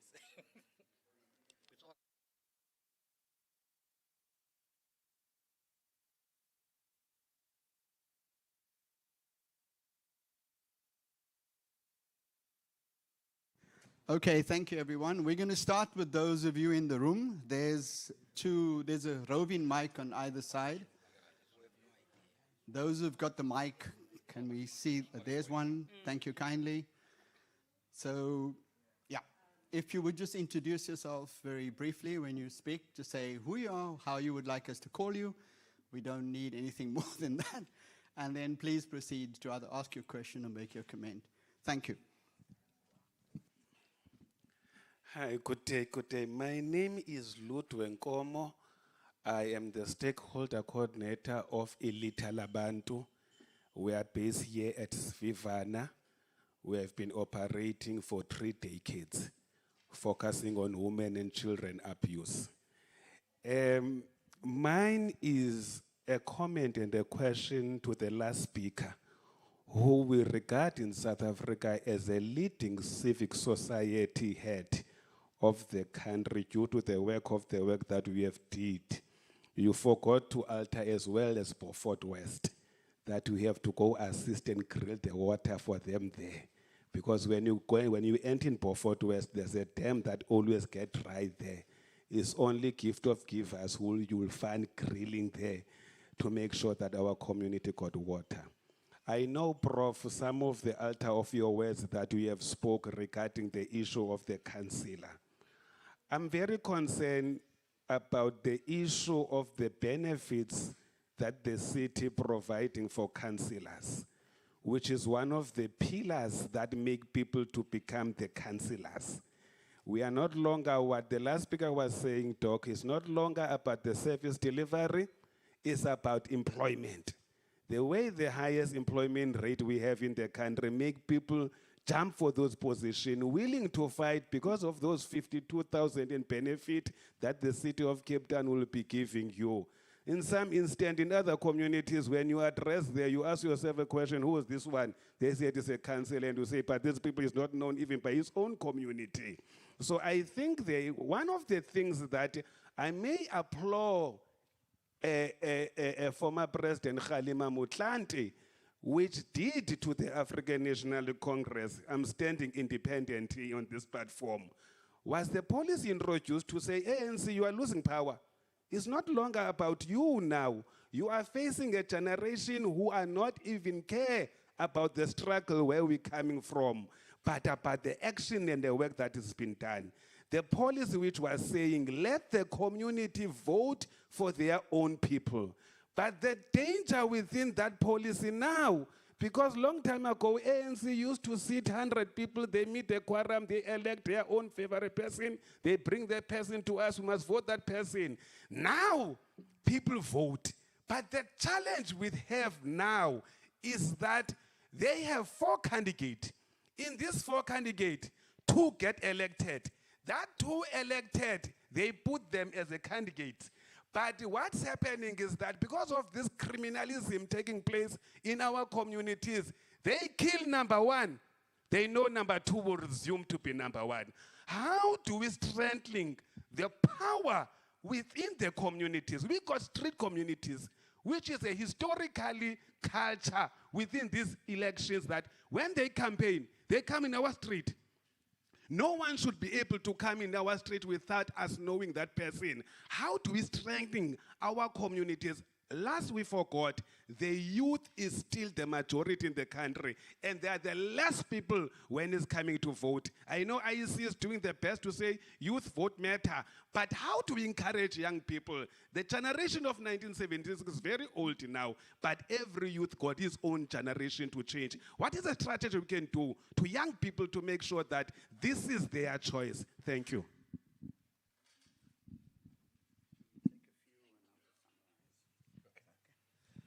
Okay, so we have a challenge to all of us in terms of how do we get the youth to vote. That's a challenge we all face, especially where you're sitting, and we've all worked very closely with Alita Labantu, and thank you for the good work you continue to do.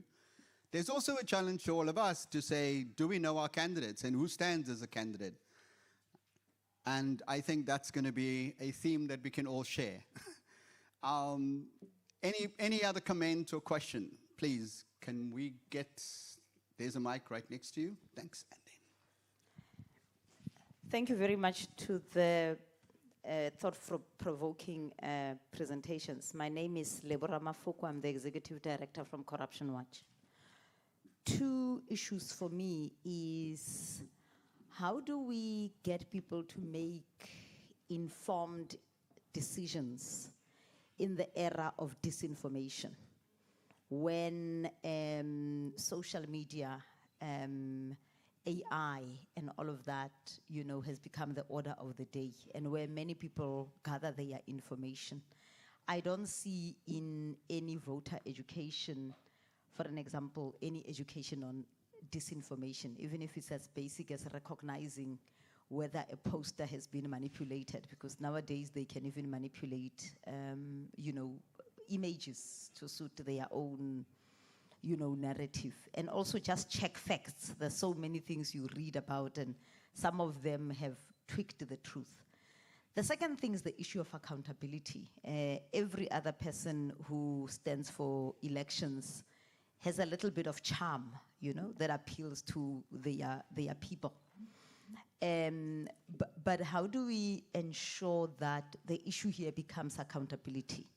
Because we are also seeing right now in our body politic how people who may even have qualifications like we are seeing at the Madlanga Commission could actually be captured and use whatever power that they have for nefarious means.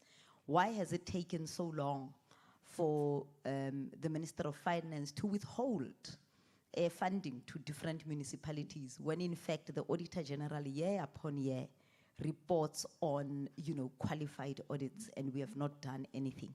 So how do we make accountability a key election issue in order for communities to know which kind of accountability they can ask from their political parties, regardless of which one they are going to vote for? Thanks. Remember that Lindiwe was supposed to talk about community oversight.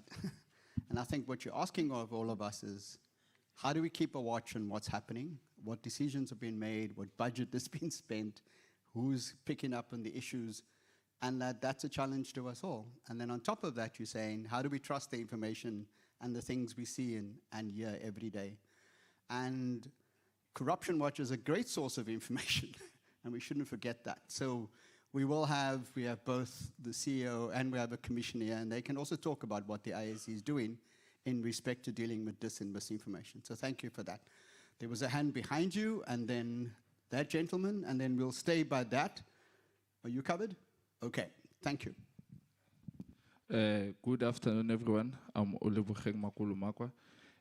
My question is that, you know, in terms of politics in our country and the dire situation that we are in right now, why is it that we have such intellect and such organizations? For instance, the givers, I suppose they are well run, well organized, but when it comes to political organizations and political advancement, there's always a question of corruption and all of those things. And it is talked about in depth and width.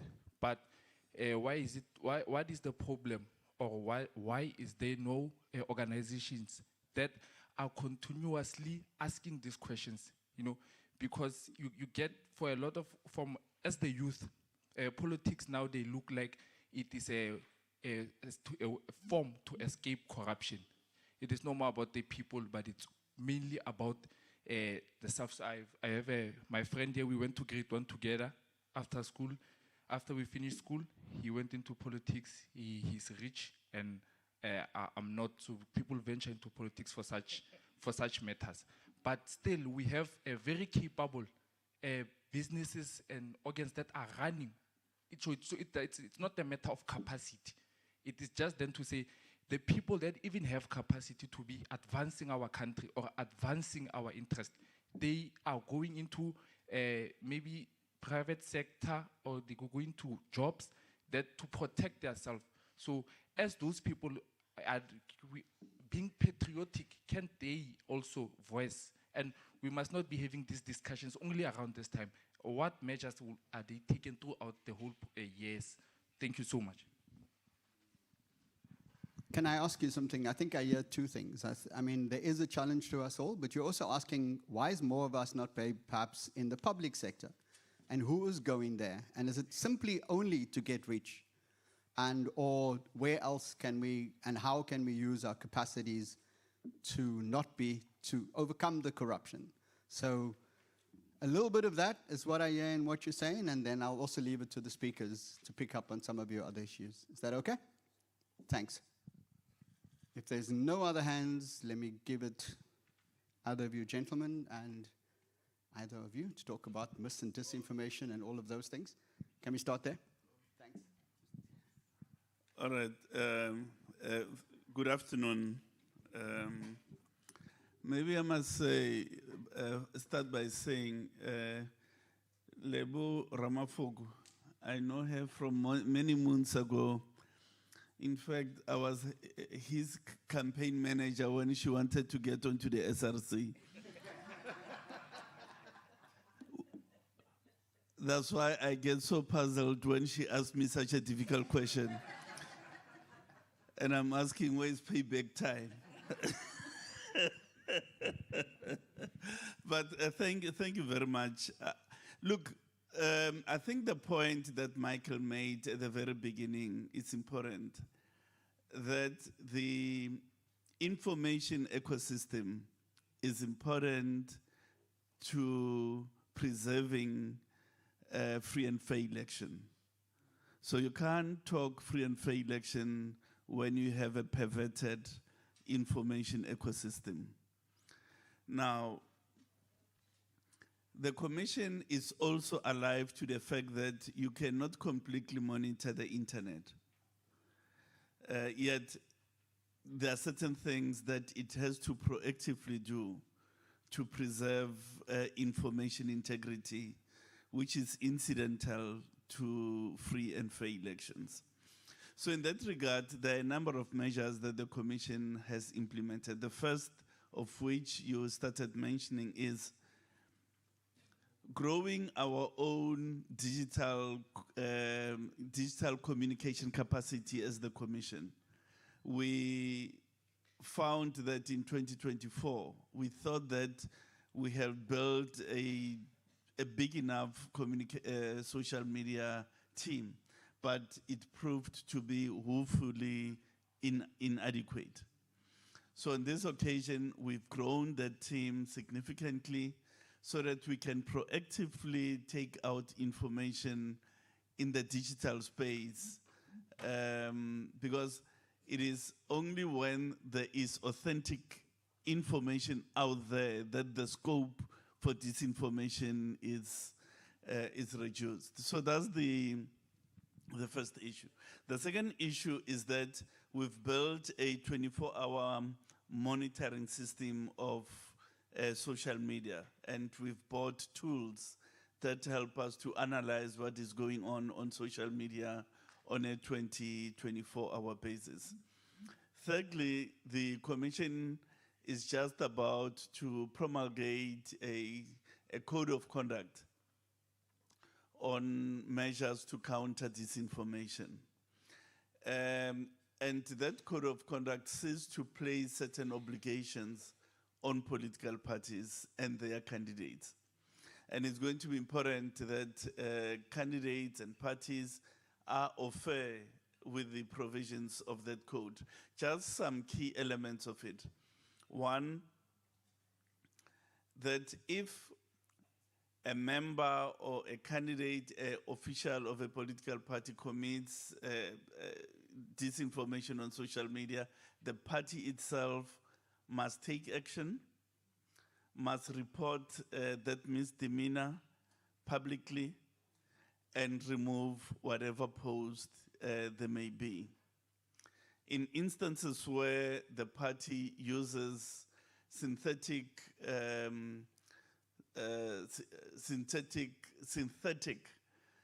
posts done from some AI source, they must white label such post so that members of the public can be aware that Party X has drawn such a thing from AI, from an AI-based source and so on.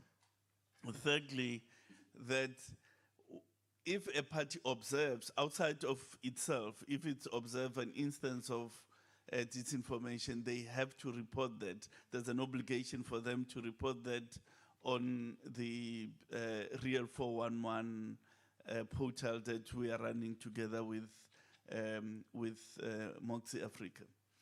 The last leg of what we're doing is to sign a cooperation agreement with the social platforms themselves, Meta and the like, so that in instances of gross violation of human rights happening via disinformation, we can ask the platforms for removals or for labeling.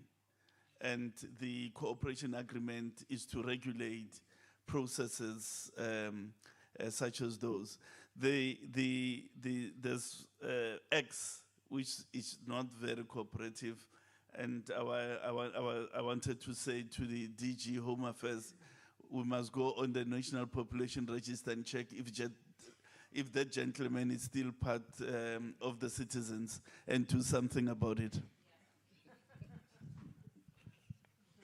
Okay, can I hand over to either of you gentlemen? I just want to add something to what you said in terms of the social media stuff. I'm not a social media guy. I'm too old for that stuff. But just as a suggestion, because the Corruption Watch lady asked specifically about elections and candidates and that kind of stuff. So couldn't we create a post or a message to say anything election related, whether it's inflated raw information about the greatness of a guy or negative information about how horrible the person is? It all to finalize or to cross-check that verify that information, please go to page certain page on IEC. Everything related to this matter is on IEC page. Because non-political party people can also put stuff. People can be paid. And they may not belong to a political party, but they could be influencers of the political party. So you won't know it is. So anybody can put a post and say this guy's a bad guy, is corrupt, he killed somebody somewhere, and nobody knows about this, so they can discredit the person. So you can make a public announcement, anything related in social media, please go to a certain page. We've got an entire team of investigators and ISC people that can verify the information. And then it'll have a life of its own and it'll go into society. That's something I suggest, you know. The guy from the orange outfit, you know what, about the youth, you're very, very correct. You know, and the other gentleman there with the black. We have very smart young people in universities.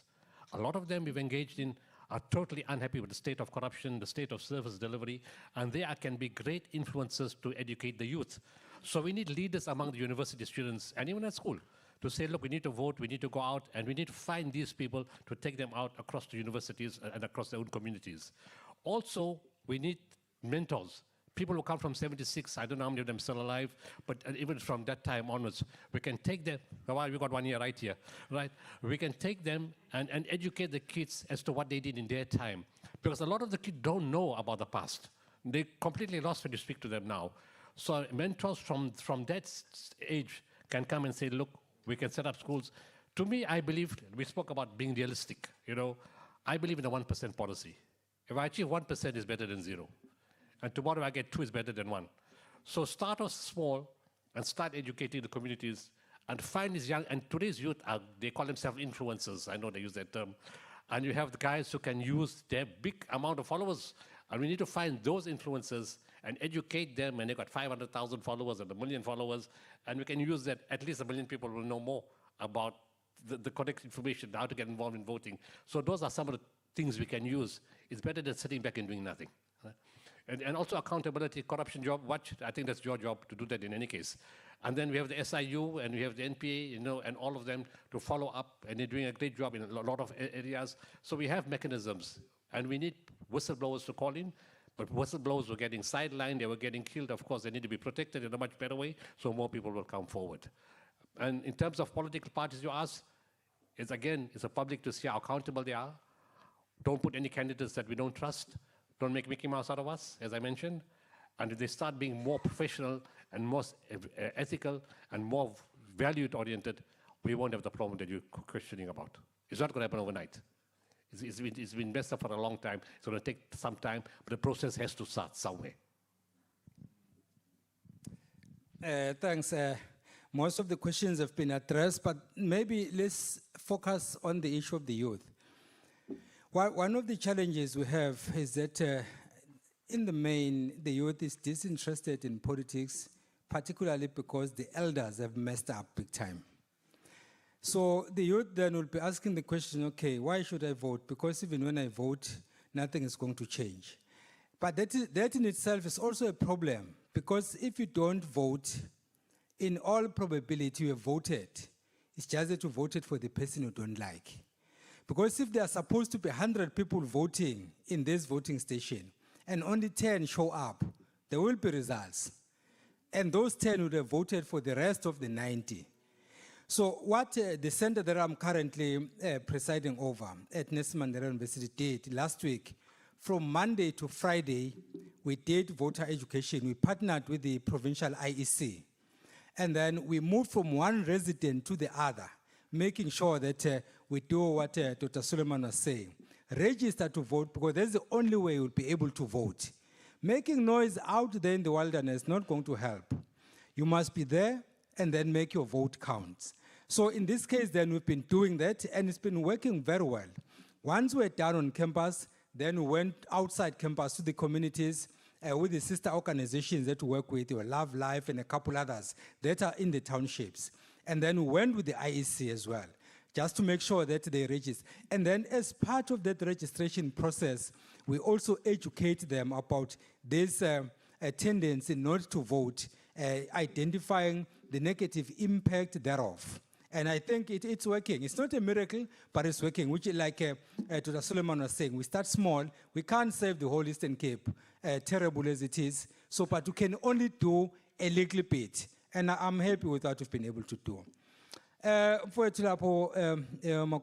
We are talking about a very important issue of a friend who is now better than you financially, but then morally, chances are you are better than that person.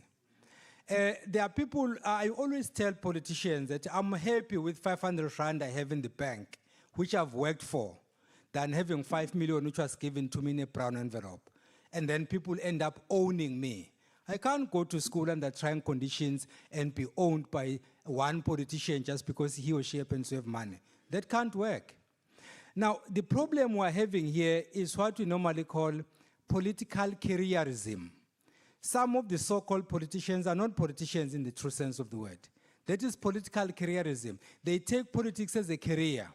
And then how they get it, if my brother here is a councillor, it's our leadership. That's how I get in. And then I get a position just because I was able to say leadership, everything that you are saying, leadership. Then I'm a loyal servant, then I get in. I know absolutely nothing. That's where the issue of meritocracy then comes in. Because if I get in through that channel, I'll be as useless there as I was outside that particular institution. Because I just don't know anything. But then if I've been capacitated, trained, and I have the requisite skills and qualifications, chances are, if I get that position, I'll be more effective. So that is the problem. So political careerism then gets in that way. Then the other one is jobs for friends and jobs for sex. These are realities. I'm not making up these things. They do happen. So you will find that the person who is looking for a job and who qualifies for the job will not even get to the shortlisting. What will normally happen, a job will be advertised in the public sector. You apply because you think you have all the qualifications, but the job is already meant for me. You are applying, you are just accompanying me. It will go to an extent of even being called for an interview and your marks will be given to me. These things happen. I'm not daydreaming these things. They do happen. Unfortunately, this thing cuts across both the public and the private sector, and our country is in a big mess. And unless we do something, then of course, this will continue. Unfortunately, the few of us who are trying to be vocal for the right cause, we've been ostracized. I can't remember how many times I've received calls, people telling me that I hate party X. I won't say what that party is. And then I hate the president of that party. Just because I challenged issues publicly with facts, because they couldn't argue with the facts, then they wanted to fight me as a person. I said, no, fine, I've heard that before, it's not news anymore. That I hate your party and I hate your president, I've heard that before. So it's not news anymore, but facts must be facts. So the point here, therefore, is that all of us should pull in the same direction. If we say we're going to pull back just because politicians have taken the lead, or we're going to pull back because we're scared to be killed, take a cue from General Mkwanazi. He was asked the question, since you called that media briefing in July 2025, don't you fear for your life? His answer was very smart. All of us are going to die. What we don't know is when and how, and that's it. Unless we take that attitude, our country will go down the drain. And hopefully you don't have to die in the process right now. So I don't think that's what the Prof is saying. Can we think about a few more hands, please?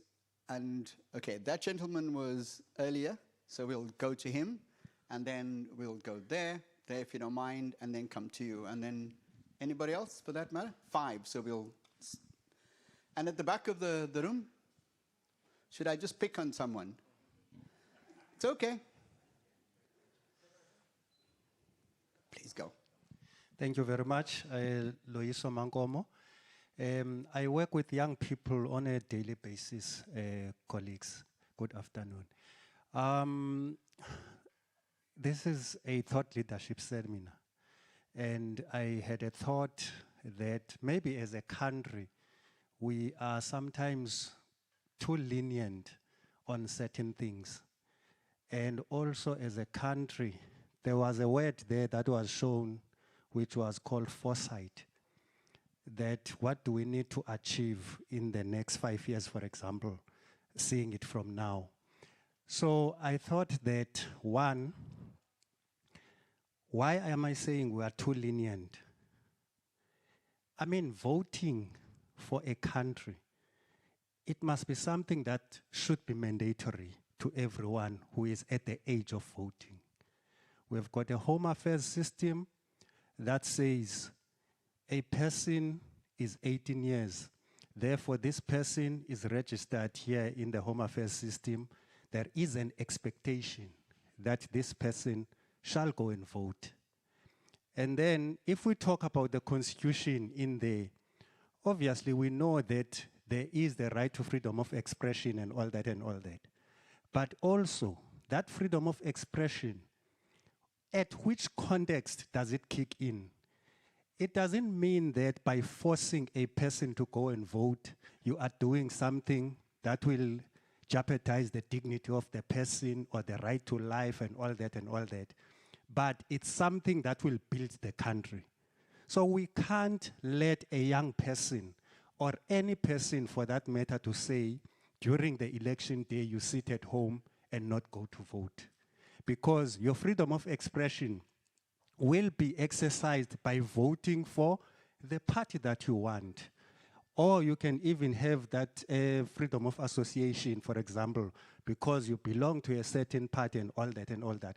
Nobody will force you on those issues, but at least being at the ballot box, you need to be. It's something that needs to be mandatory. And then on the foresight that I was talking about, there is an issue that we have got an education system in the country. But is the education system giving us enough in terms of things that are improving or promoting participation in terms of the citizenry of the country? For example, how does election promote the economy? How does politics play part in the promotion of the country or killing the country and all those particular things? And where do we need to participate as citizens?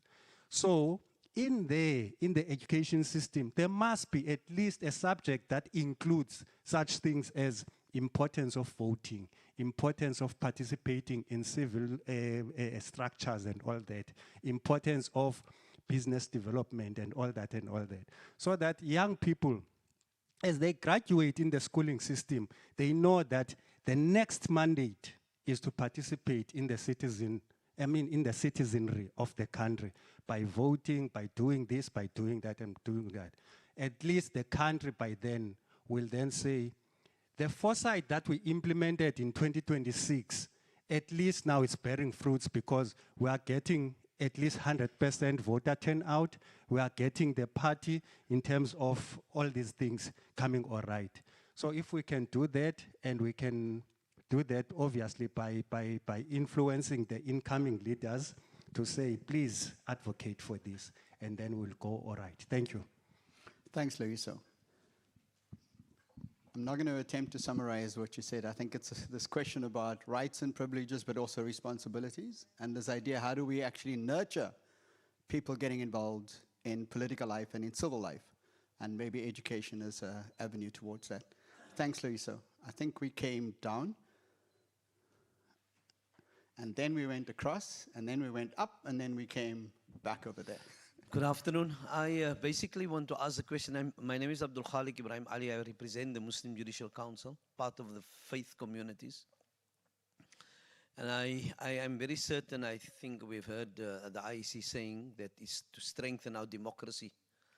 How do we see this particular discussion translate and to get down to the ground? And how do we see the faith communities play its independent role? I believe that our pulpits needs to vibrate with trust and truth, and to be able to continue guiding as it has guided pre-1994 and during the apartheid time. Somewhere, have we as a faith community lost our role, our definitive role as a faith community to guide our youth, to guide our community, to bring back this, to change from apathy towards full participation? I mean, if we look at how the trend has been going in terms of elections, then it is worrisome. That means we have become silent spectators. The second point that I wish to raise is with the IEC. So the first voter registration took place, and then you have a result poll comes up wherein it speaks about political parties where an independent person came up, he came to register, he votes, or he goes before he goes to register, he has a stopover at a political party, and that particular political party now has a register to say that so many people have registered with my political party. How much of an independence is that? Isn't that already given some type of a push to an individual to say, this is where your stopover needs to be prior to your registration? Thank you. So the challenge remains to the MJC and others, is the thing of your prophetic leadership. Where is it? And then what's the role of political parties, especially around the registration weekends, but also on election day, especially their information tables? And I think there's some clarity that can be given about that from the IEC. So thank you for that. Thanks, Eldred. I'm Bruce Theron. I serve and represent ECOC, the Electoral Code of Conduct Observer Commission. Not a question, just a comment. I'd like to believe that our interfaith organization, including the Mulanas and the Sheikhs and ministers and bishops, and the two co-chairs are the Archbishop of the Anglican Archbishop of Cape Town. The outgoing Cardinal Stephen Bristol has been replaced, and as soon as the new Archbishop has found his feet, we look forward to welcoming him. I'd like to believe on a Friday afternoon or on any Sunday morning that we have both the political parties as well as the voters as a captive audience. And as ECOC, we are hoping very soon to have the signing of a code of conduct at Bishop's Court. We had it in the past. And after that, we are hoping that all political parties who have signed will observe the code of conduct and stay within the rules. Thank you. Do you just want to tell people what ECOC stands for, please? Electoral Code of Conduct Observer Commission. Thank you.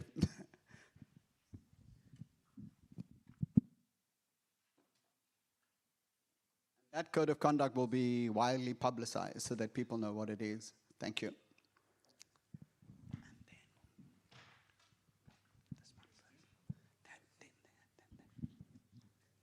Good afternoon. Good afternoon. Sorry about that. My name is Delmain Kwati. I'm representing the ANC here today. I thought I'm going to get I thought I'm going to get something. No, thank you for the various inputs, Dr. Suleiman. I just want to make two comments. One, I know that we need credible, honest, honorable councillors. And sometimes we do get those type of people. The only problem with those councillors is that I get into council tomorrow. Today I am a general worker.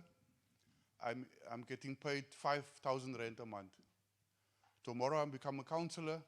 I will get 30,000 rand a month, or 20,000. And sometimes our council doesn't know how to use that money. And there's also sometimes not support for those councillors that go into the council. Besides the fact that this money is also the education part of it as well. Because we also want to upgrade or update our councillors in terms of all the laws and legislation and how to read budget and those things. But in addition to that, my second point is that, and I want to appeal to all parties and other institutions, is that we don't have a situation where we ask our government institutions, both national, province and local, this issue of lifestyle audits. There you get councillors that are earning 30,000 to 20,000 rand, but they drive all these flashy cars, they're having nice clothes, even parliamentarians. And it should start by the president, ministers, deputy ministers, our mayors. So my question to the panelists is, how do we enforce this thing of lifestyle audits? Not only just once, but it must be regular on those five-year terms. Thank you very much. Thank you. I see additional hands, but let's just take the hands we've honored first, and then nothing at the back of the house. Can we go to the back of the house? There was a hand there, because there's more people before you. Good No, I saw him. afternoon. Good afternoon. I am Rapelang from Ballot College. Today, I've heard that encourage the youth to register. I'm sorry about that. Today, I heard that we must encourage our peers to vote, right? However, I feel like we are being excluded. In this same room that we are here now, I only see 1 or 2 age mates. Even in the government spaces, they are filled with older generations and who don't really fully understand our own daily realities and challenges that we face on a daily basis. I would like that they create a clear pathway for the youth to enter leadership spaces, not only as voters, but as leaders and as active partners in shaping the South Africa that we want. Thank you. Prana, I think all of us here will agree with you, because none of us got where we got without the support of others who helped both not just give opportunities, but access and help shape our pathways. So I think that's an ongoing challenge. And thank you for being that example. Thank you. Thank you very much. My name is Don Ntobela. I'm representing the Pan-Africanist Congress of Azania, PAC, a political party. Program Director, once more, I want just before to register my concern that out of the broader invitation that IEC has made to political parties to be part of this session, I notice that most of people who are participating in the process, or maybe who are the role players towards the electioneering, campaigning, and making sure that we are part of the project of democracy, might not be here. Forgive me if they are, but I've just gone through, I find that most of the political parties will be promising people to vote for them are not around here. I'm standing here after Prof has given his in-depth presentation, and I feel very small for the fact that, you know, there are, you know, the presentation talks broadly, the real truth of what is happening in terms of campaigns by political parties. To an extent that you find political parties making promises that doesn't last for 5 years, and people are just left in the midst of what was promised during the electioneering. Now, I from the PAC, as Prof has said, that most of the political parties, they cannot present their facts to the people and stand to what they are really promising the people to do. The question that I would like to pose from the presentation that Prof has made is that, you know, from a number of instances, if not all, I have noticed that people who go for political parties, perhaps who pursue a political idea, have theories behind those political thoughts. Now, I want to pose the question to say, at what length is the political theory can make such, perhaps most of well-respected people with good academic background behind those political parties, they cannot live to the professional ethics that they have in order to make a point that the political belief that they pursue, it will live to the aspirations and the promises that they are giving to people. Thank you. Don, we want to thank you, the Pan-African Congress, for being here. And those who are not, I guess, they're missing out. Would you agree? Okay. Can we honor the 2 more hands in the room, and then I'll give it over to both the doc and the prof, and then if anybody from the IEC wants to say something. So at the back of the room, please. Thank you. Yeah, thank you, Program Director. My name is Msinga Tikula from CPUT, Cape Peninsula University. My role is a student governance officer. One of the things that I think I want to maybe perhaps touch on is the issue of political apathy. So as a person that works with future leaders of the country, predominantly those that contest elections, so you find that every year we witness how political party organization contests for elections. But you then find that say out of 30 odd registered students in the university, you don't get more than 5,000 of students that vote. So then that begins to tell you that there is a general issue at a level of, they say students are a strata, they are in movement. Now, if students that are at a university level don't go out and vote, that can begin to tell you what then happens in our communities. The turnout will be bad, considering the fact that, of course, our country is a highly young country. The youth in this country is a lot. So, Mr. Hendrik was there last day. He can tell you how those student leaders engage. And these are people that have potential, but at times I think we try by all means to assist. And maybe perhaps my appeal as well would be then to the party leaders that are here, because we work with these young comrades that are SRCs and serve in council and all other governance structures, to also play a role in supporting them in terms of what the leader of the PAC spoke on, alluded to, the question of political theory. But I want to take it broader than that and say, what do we then do about the general conscientization of young people and the importance of voting? Because I think we go to elections every 5 years and then it dies down.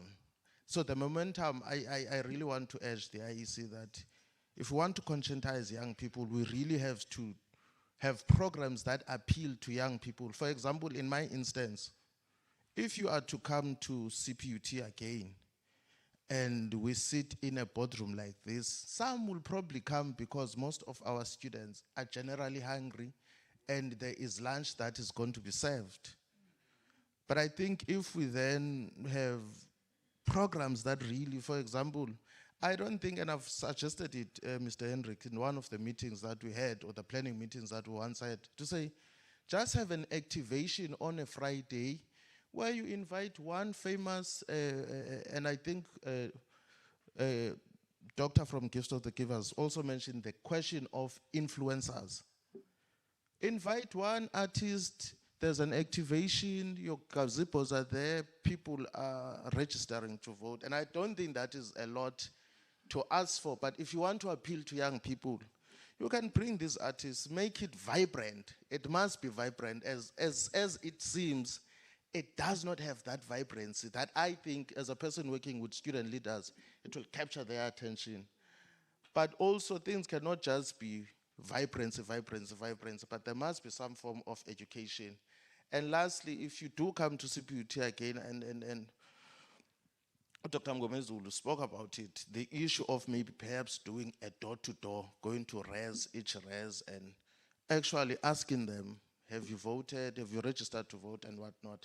But I think really conscientization, I don't necessarily want to say political education programs, but there must be an effort where we conscientize young people. Thank you.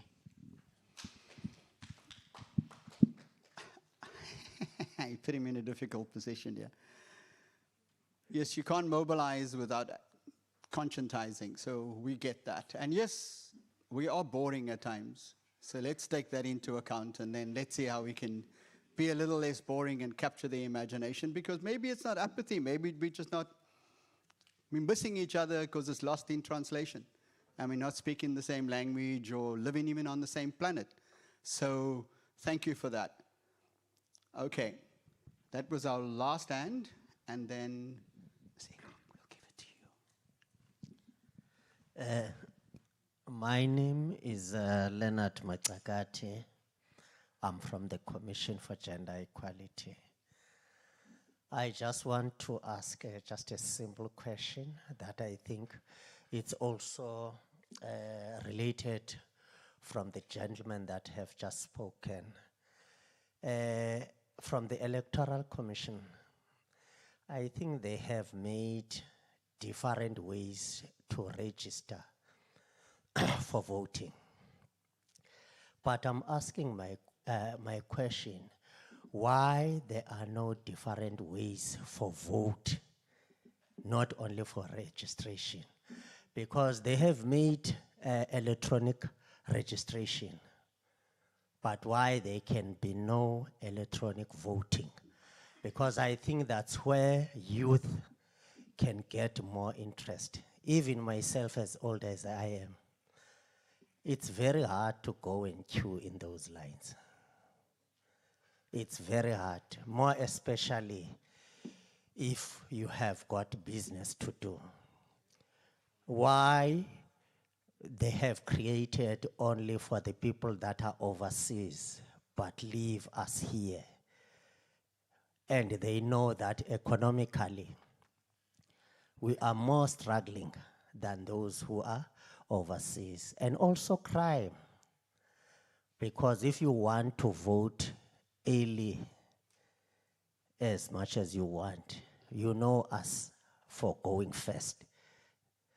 And then you get to be aware of the maparas on the streets, more especially in our townships. We are not used to go afternoon for voting where people, all of them, they have already left the centers for voting. And I think also our government have been speaking about digitalization of everything, economy and what. Why IEC cannot make the voting also digitally. They have done the registration that people can just register at their own convenience. Why on voting they cannot do that? And that's what can also attract youth. For me, for an example, I didn't vote last year because I was not having time to go and queue there in my voting station. Thank you. Okay, thank you. And Mr. Hendricks, as the PEO, will talk to you about early voting as soon as we take the last question. And then we're just going to let it up to these esteemed individuals just to jump around and answer those questions. And I see Commissioner Love also wishes to kick us off. So please, the last word. Thank you very much. So I'm Dr. Jayari Mathi. I serve with Reverend Bruce on the Electoral Code of Conduct Observer Commission, and I've done so for all of the elections, so it's 3 decades. I've listened very carefully, and I'm very happy that ICOC has been invited to the space. I know we're talking about elections in this meeting, but maybe we're dealing with something far bigger than the elections. And perhaps, in my humble view, I may wish to draw attention to the spiritual health and the identity of the nation. I think it's a pivotal moment for us to do a temperature check. Who are we? Who have we become? What do we wish to be? I think these are the broader, overarching questions that's in the midst of what we are dealing with. And from an ECOP perspective, we have an element of the Commission that is largely interfaith-based. And it's a really wonderful setting in which we learn to operate on the basis of unity in diversity. The various faith groups and other sectors of society are holding a moral space and asking people to respect the election and all the things that we've agreed to be as South Africans. So I think this is a very important moment for us to question ourselves as a nation. What kind of South Africa do we wish to be? We have the opportunity to be the best nation in the world. And so I think what I'm worried about in this space is that we seem to be very okay with mediocrity. And we should actually become a nation in which all of us actually want to excel in all the things that we do.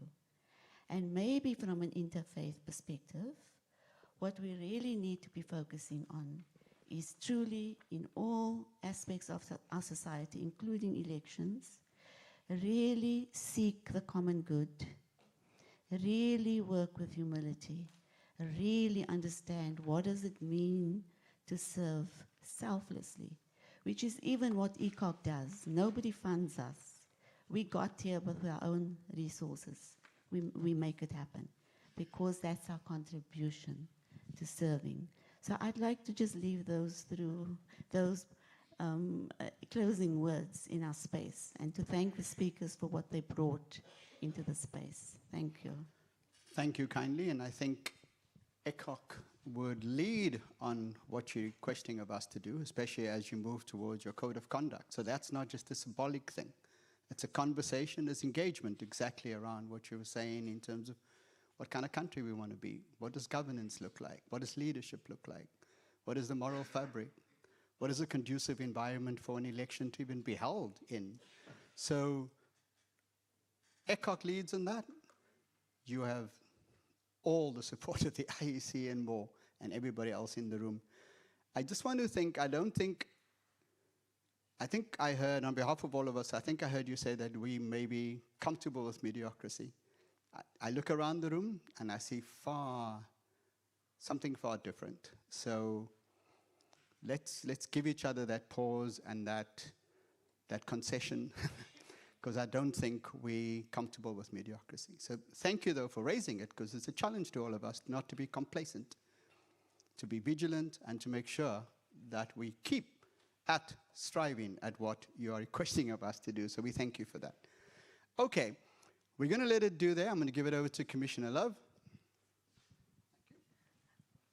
Thanks very much. I'm not responding in any shape or form to all of the issues that have been raised, but I wanted to raise something that relates to the role of elections, and in that sense the IEC, and the role of us as citizens in enabling elections to be the success that we need them to be. And I think for me, a point of departure is for us to remember that when we're talking, for example, and I use it only as an example, about students participating in the national, provincial, local elections, are we also looking at ourselves critically about student participation in SRC elections? I mean, I put this out to us because at the moment, the percentage of participation of students in their own elections is mostly below 20%. So it's a huge challenge. This is not about pointing fingers, but it's about embracing the challenge where it is, the challenge where we are, and the challenge that we can make a difference to. It's the moving from the 1% to the 2% in our own space. That was just, for me, the one thing. The second thing is that the Commission is working intensively, increasingly so, within the school environment. We've been working with learner representative councils across the country in around 7,000 secondary schools to ensure that those RCLs are elected and that the students have a greater sense of what's involved in the process of elections. I think that what that just reminded us of is the fact that places like schools, not just schools, but places like schools, become centers where we can look beyond even the question of elections and to the point of participation. It was mentioned earlier on, how do we ensure that the process that involves electoral participation also extends to things like job creation, things like inclusion in a broader sense. A school is a real learning place for all of that.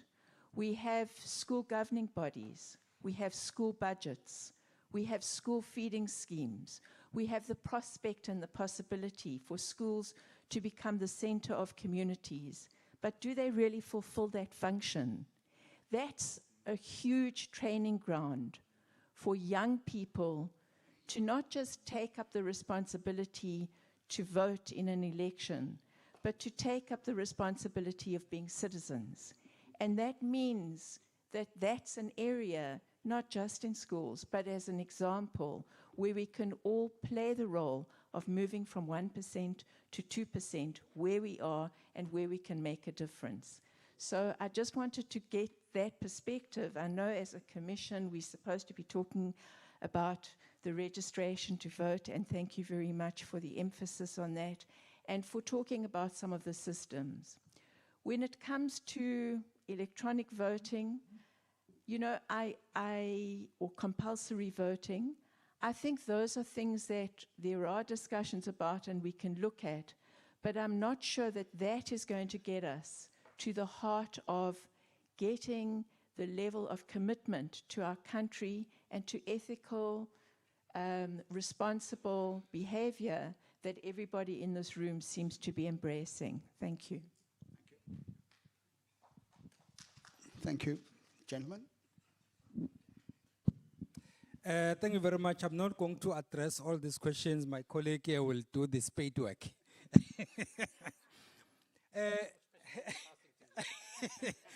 Yeah, there are two related questions from put on from the PAC and from CPUT on political idea or political theory. I'm sorry to disappoint you that my observation is that in most of our political parties, there is no ideology at all. In the past, you used to know which political party advances which political idea. But right now, it's no longer the case. People form political parties impromptu, and then there is nothing, no agenda that is knitting people together. So there is no ideology. There are a few parties that have maybe remained with their original ideas, like maybe the colleague from the PAC will argue that they've always said the debate is about land. Of course, different versions of it as time passes on, but at least there is something they can hold on to. But there are political parties that used to have very clear ideas, very clear ideologies. Some would even have newsletters that they were compiling regularly to educate their membership and then eventually their electorate. This is no longer the case. So ideology has fallen off the radar. And then if you try to push them to that corner, then you are seen to be stifling matters and they want to move, and they want to move fast because that cake is getting smaller and smaller. They want to get a piece before it disappears. That is the problem, which takes me back to the point about political careerism as opposed to being genuine politicians. There is a problem there. The issue of our education system is a correct one. Umam Angie Mutsaha will confess that I am one of the people who were not happy about OPE. And back in my village, we used to joke about it. We call it OT Shabasifaga Ehlatin, meaning teachers are leading us astray. We're just joking about it.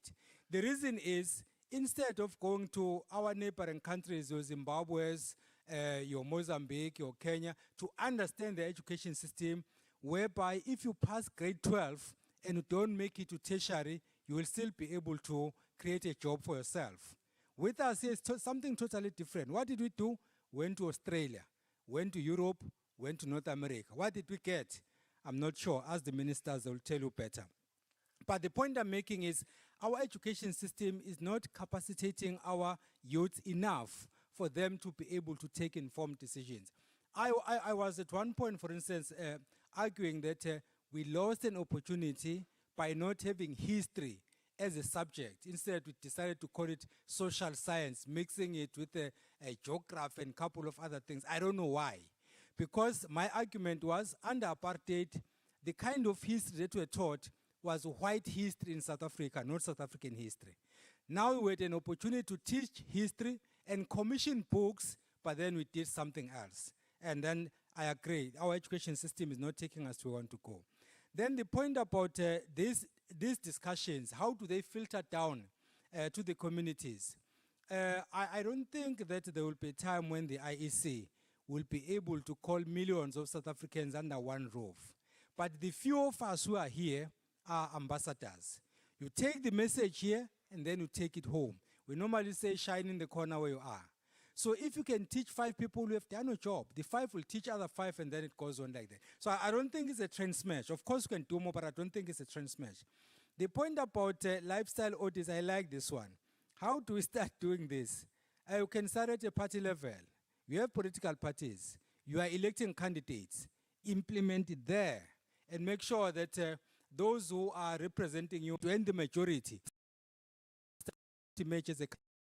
it means some of the youngsters get brown envelopes and they vote for leadership. And then elderly people get into those positions. So in other words, it's a two-way process. The elderly are to blame, I agree. But the youth must also take responsibility. Whenever you have a chance, use this chance. Right now you have the numbers. Use the numbers. The ANC used the numbers in 2022 to defend the president. They said the president must not resign. They have the numbers, they will defend him. They did exactly that. Why can't the youth use its numbers to elect from among themselves people who are going to be candidates in this election? Thanks. Most of the points are covered. I just want to make some additional comments. First of all, I'd like to thank the IEC for setting up this kind of structure. And as you said, this is a starting point. It can spread throughout the country. At least something has started. And thank you for all the comments from the floor. It shows people are very interested in fixing the system, in getting a better system of governance, and getting a better system of the country being functional. The next point that has come out is about youth, which has come out so strongly. This is a starting point. I think we need to focus our energy as IEC, as a country, to go to the universities, to go to the schools. I like the guy's idea about having IEC education at the schools. It's a fantastic idea, you know, from an early age to make them aware. It's a brilliant idea, to be honest. Getting everybody to vote compulsory, I think that's going to be a problem. For us to police them, it's going to cost us more money to see who voted and who didn't vote. It's not practical. But from a point of view of teaching kids at the school and universities, I think that's a brilliant idea. Even the CPUT guy, it's, you know, all the universities can start teaching. Again, it's a 1%, 2% story. We make a start, we make progress, the lecturers get involved, the youth get involved, the influencers get involved. It's a process that happens. If all universities in the country, all the schools in the country, the numbers will increase in terms of awareness. And the media has to play a bigger role, as well as government. And coming to the Monan Halik, it's time for the interfaith groups to sit together again. I mean, one group has 1,800 churches. We got 300, 400 mosques in Cape Town. We got so many mosques in the country.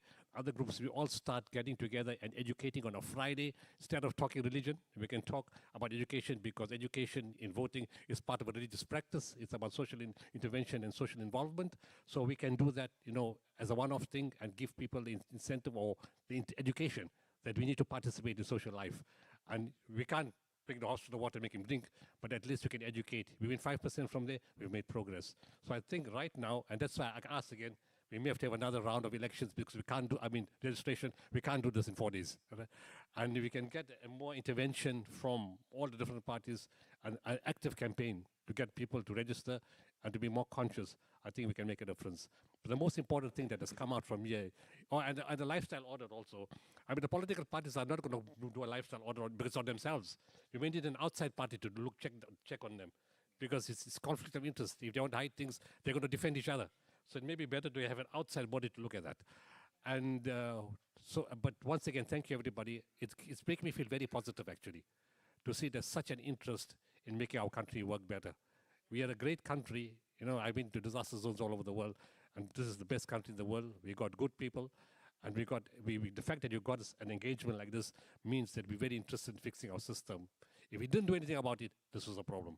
But the fact that we got here and all of you guys came, I mean, to find a solution, it will just get better. So thank you, South Africa, and thank you, all of you.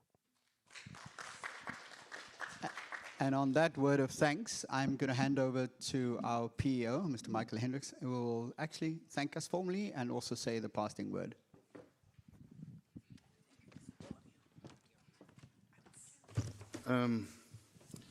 Good afternoon again. Are you still with us? I think, yeah, thank you very much. So I got 1 or 2 responses, and then just to also look as going in terms of going forward. The one thing I must just say, overall, for local government elections, you need to vote where you are registered. That is as simple as that. You cannot vote anywhere else. However, you don't also only need to vote on election day. You can apply for a special vote. Anybody can get an early vote and vote on the Monday or the Tuesday. But it's in fact, guys, an indictment that when we have a public holiday for voting, people say, I'm too busy. The whole reason for we're having a public holiday is so that we can have, and yes, we are trying to manage the queues, and that is our reality. And that is why we allow South Africans to apply and say, I want to vote at my voting station on the Monday or the Tuesday. So you in fact giving 3 days to choose when you want to actually come and vote. And there's no other requirement than simply sending us an SMS. We will be communicating that. And for the youth, yes, it's something which we try. In fact, at the moment, and Belinda just stepped out now, our ops manager in our province, they've been leading a project on all our campuses, not only the universities, but even on the TVETs right now, where we employ young people from the campus to do the voter registration. We give them a VMD and we tell them go and walk and talk to your peers, go to the residences, register. And it's been very successful because young people listen to young people.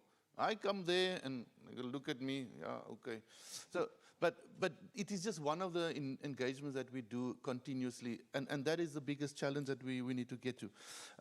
So overall, I think there is a responsibility on all of us. I think one of the things that came up is where to from now, quo vadis. And I think, Doc, you said it, we're 64 million people, it's on all of us. This is our country. If we want to see something happening, it's on all of us. We cannot simply look around and say, okay, maybe it must be the IEC, or maybe it must just be faith-based. It's a collective effort. When you say, listen here, this is our democracy, what do we get? Yes, the role of political parties, we spoke a lot about it. It's one of our foundational values is having a multi-party democracy. It's in our constitution, the values of multi-party democracy, which entails the fact that we will have political parties. But with the role of political parties, they must also accept there's a responsibility that comes with that. As a political party, there's a responsibility. The responsibility includes, as we indicated here, to make sure that the correct information is put out there. You cannot use incorrect information and then ask voters to make a decision based on the incorrect. You cannot use alternative ways of bribery, of intimidation to try and get people. The challenge is for us, all of us, whether it's from the political parties, the IEC organizations, to say, this is the information.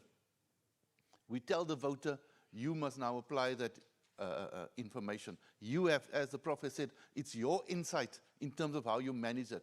Too often, we want other people to determine our own insight. It's about agency. It's about who we are as an individual. You have your rights, inalienable rights. Why are you giving that away? Why do you want to give away your right to choose to somebody else? That is our reality. It's about your agency and owning that particular agency. And it's not brain surgery. Our voters make decisions each and every day. Every day, what we do, where we do, how we do, and therefore the similar must be applied when we come to our elections and how we make sure that we use the information that we're going to be doing.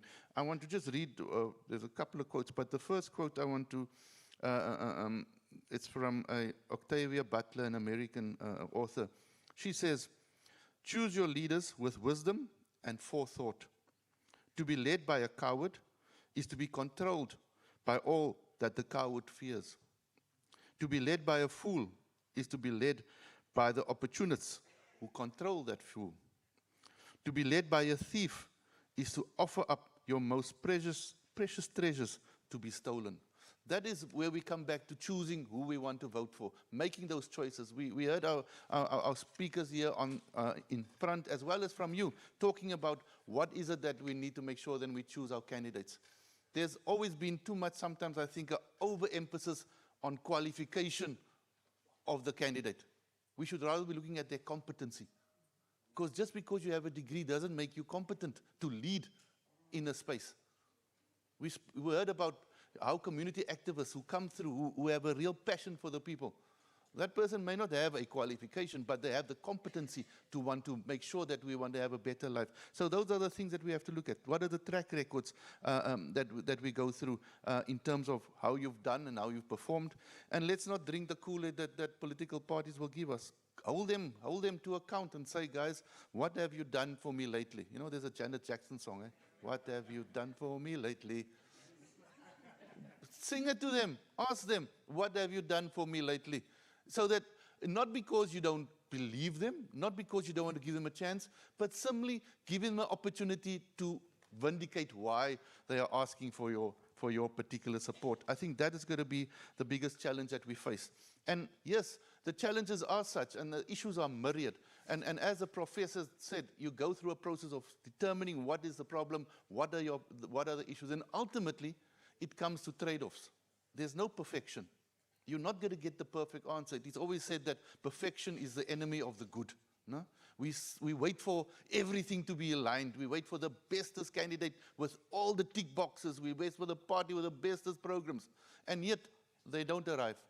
So what do? We step aside and we not participate. Go for the good. Look for the one that will make the trade-off ultimately and the one that you can say, but this is the best solution that we have. Yes, it's up to the leaders. Yes, very much so. Those are bigger issues that we face as a society, 100%. But it's ultimately all of us participating to make a change. So that we end up with a situation where we have integrity in our councils, we have integrity in the candidates that we choose. Yeah, I just want to read another one. I've got quotes here, so please bear with me. Because too often we have people that simply want to say, no, I'm not interested in politics. I'm not going to worry. I think somebody did mention the fact that there was people who would look at the leaders who say, don't worry about the here and now. So this is a quote from Bertolt Brecht, a German poet. He says, the worst illiterate is the political illiterate. He hears nothing, sees nothing, takes no part in political life. He doesn't seem to know that the cost of living, the price of beans, of flour, of rent, of medicines, all depend on political decisions. He even prides himself on his political ignorance, sticks out his chest and says, I hate politics. He doesn't know that from political participation, for non-participation rather, comes the gender violence, the abandoned child, the robber, and worst of all, corrupt officials who are the lackeys of exploitative vested interests. And that is also the other challenge we sometimes fail to. We just say, I'm not interested in politics. We have to distinguish between party politics, and that is where you actually get involved in a political party and you get stand or whatever, and politics generally. Because I promise you, politics defines us, and we have to play that particular role. Otherwise, we end up having a situation where we hand over to people to run our country. And then, somebody once said that bad representatives are elected by good citizens who do not vote. Bad representatives are elected by good citizens who do not vote. Prof made the example of 100 voters, 10 people vote, and they decide for everybody else. So I think one of the biggest challenges that we have going forward is to make sure that we treasure this democracy. We are a young democracy. Our electoral democracy is very young. And people tend to want to be, I will only vote if we can win. It's not about winning. It's about participating. It's about making sure that our electoral democracy remains vibrant, that we can be a contest for ideas, that we will argue one another so that at the end of the day, the best ideas are put forward and the best plans are unpacked so that we can actually go forward. Otherwise, we just sit and say, there's the NDP 2030. My goodness, we got 4 years away from that NDP 2030. I wonder what our scorecard is going to look, because in 2010, we all jumped up and said, NDP, National Development Plan, a great plan, but what have we done about it? But I think the challenge is for all of us as we go away from here, and again, thank you very much to Dr. Suleiman for being here, for coming down. It's not a reflection on us that I get guys from KZN to come here, but thank you, Dr. Suleiman, thank you, Prof, very much for coming and being part of the seminar, and to the commissioners who was here, and I know unfortunately the CEO had to leave because he had another engagement with the audit committee, because yes, we need to also make sure that we have clean audits, Prof. But so his apologies also for stepping away, but to all of you for also just being here, for participating, and I hope that you will remain on our contact list, people, please. Sometimes we have these meetings and we have a list we send out, and then people just sort of disappear from that list, because emails change and stuff like that. Because we want to continue these engagements. We want to have a further engagement with you around, for example, what are the outcomes of the Human Sciences Research Council's things about the strength of our democracy in our country, and specifically within our province, how people feel committed to our democracy, and what are the biggest challenges around ensuring that there is civic trust, not only in the IEC, but in all our institutions across the country. Because if the trust goes away, then it's not going to be audit outcomes that's going to save us. It's not going to be whether we can budget things. It's going to be the fact that our citizens have decided that they are completely withdrawing from our democracy, and that will be a sad day given where we are. So thank you very much to everybody. Thank you to my team, Malusi and the outreach team, the events management team. Thank you to all of you, our interns out there as well. Thank you to the sound engineers. But thank you to you for participating today. Thank you for being here, for showing up. We really appreciate it. And remember, it is the final registration weekend, because the law says as soon as the minister proclaims the election, and he will proclaim it, that's out of our hands, the voters' roll will close. So this will be the last opportunity, but remember, you can still be online 24/7. Go to www.elections.org.za, and we've made it 0 rated. It's not even going to cost your data. So this is the last opportunity, because as Doctor also said, if you're not registered, you cannot vote. It's as simple as that. God bless. Thank you very much.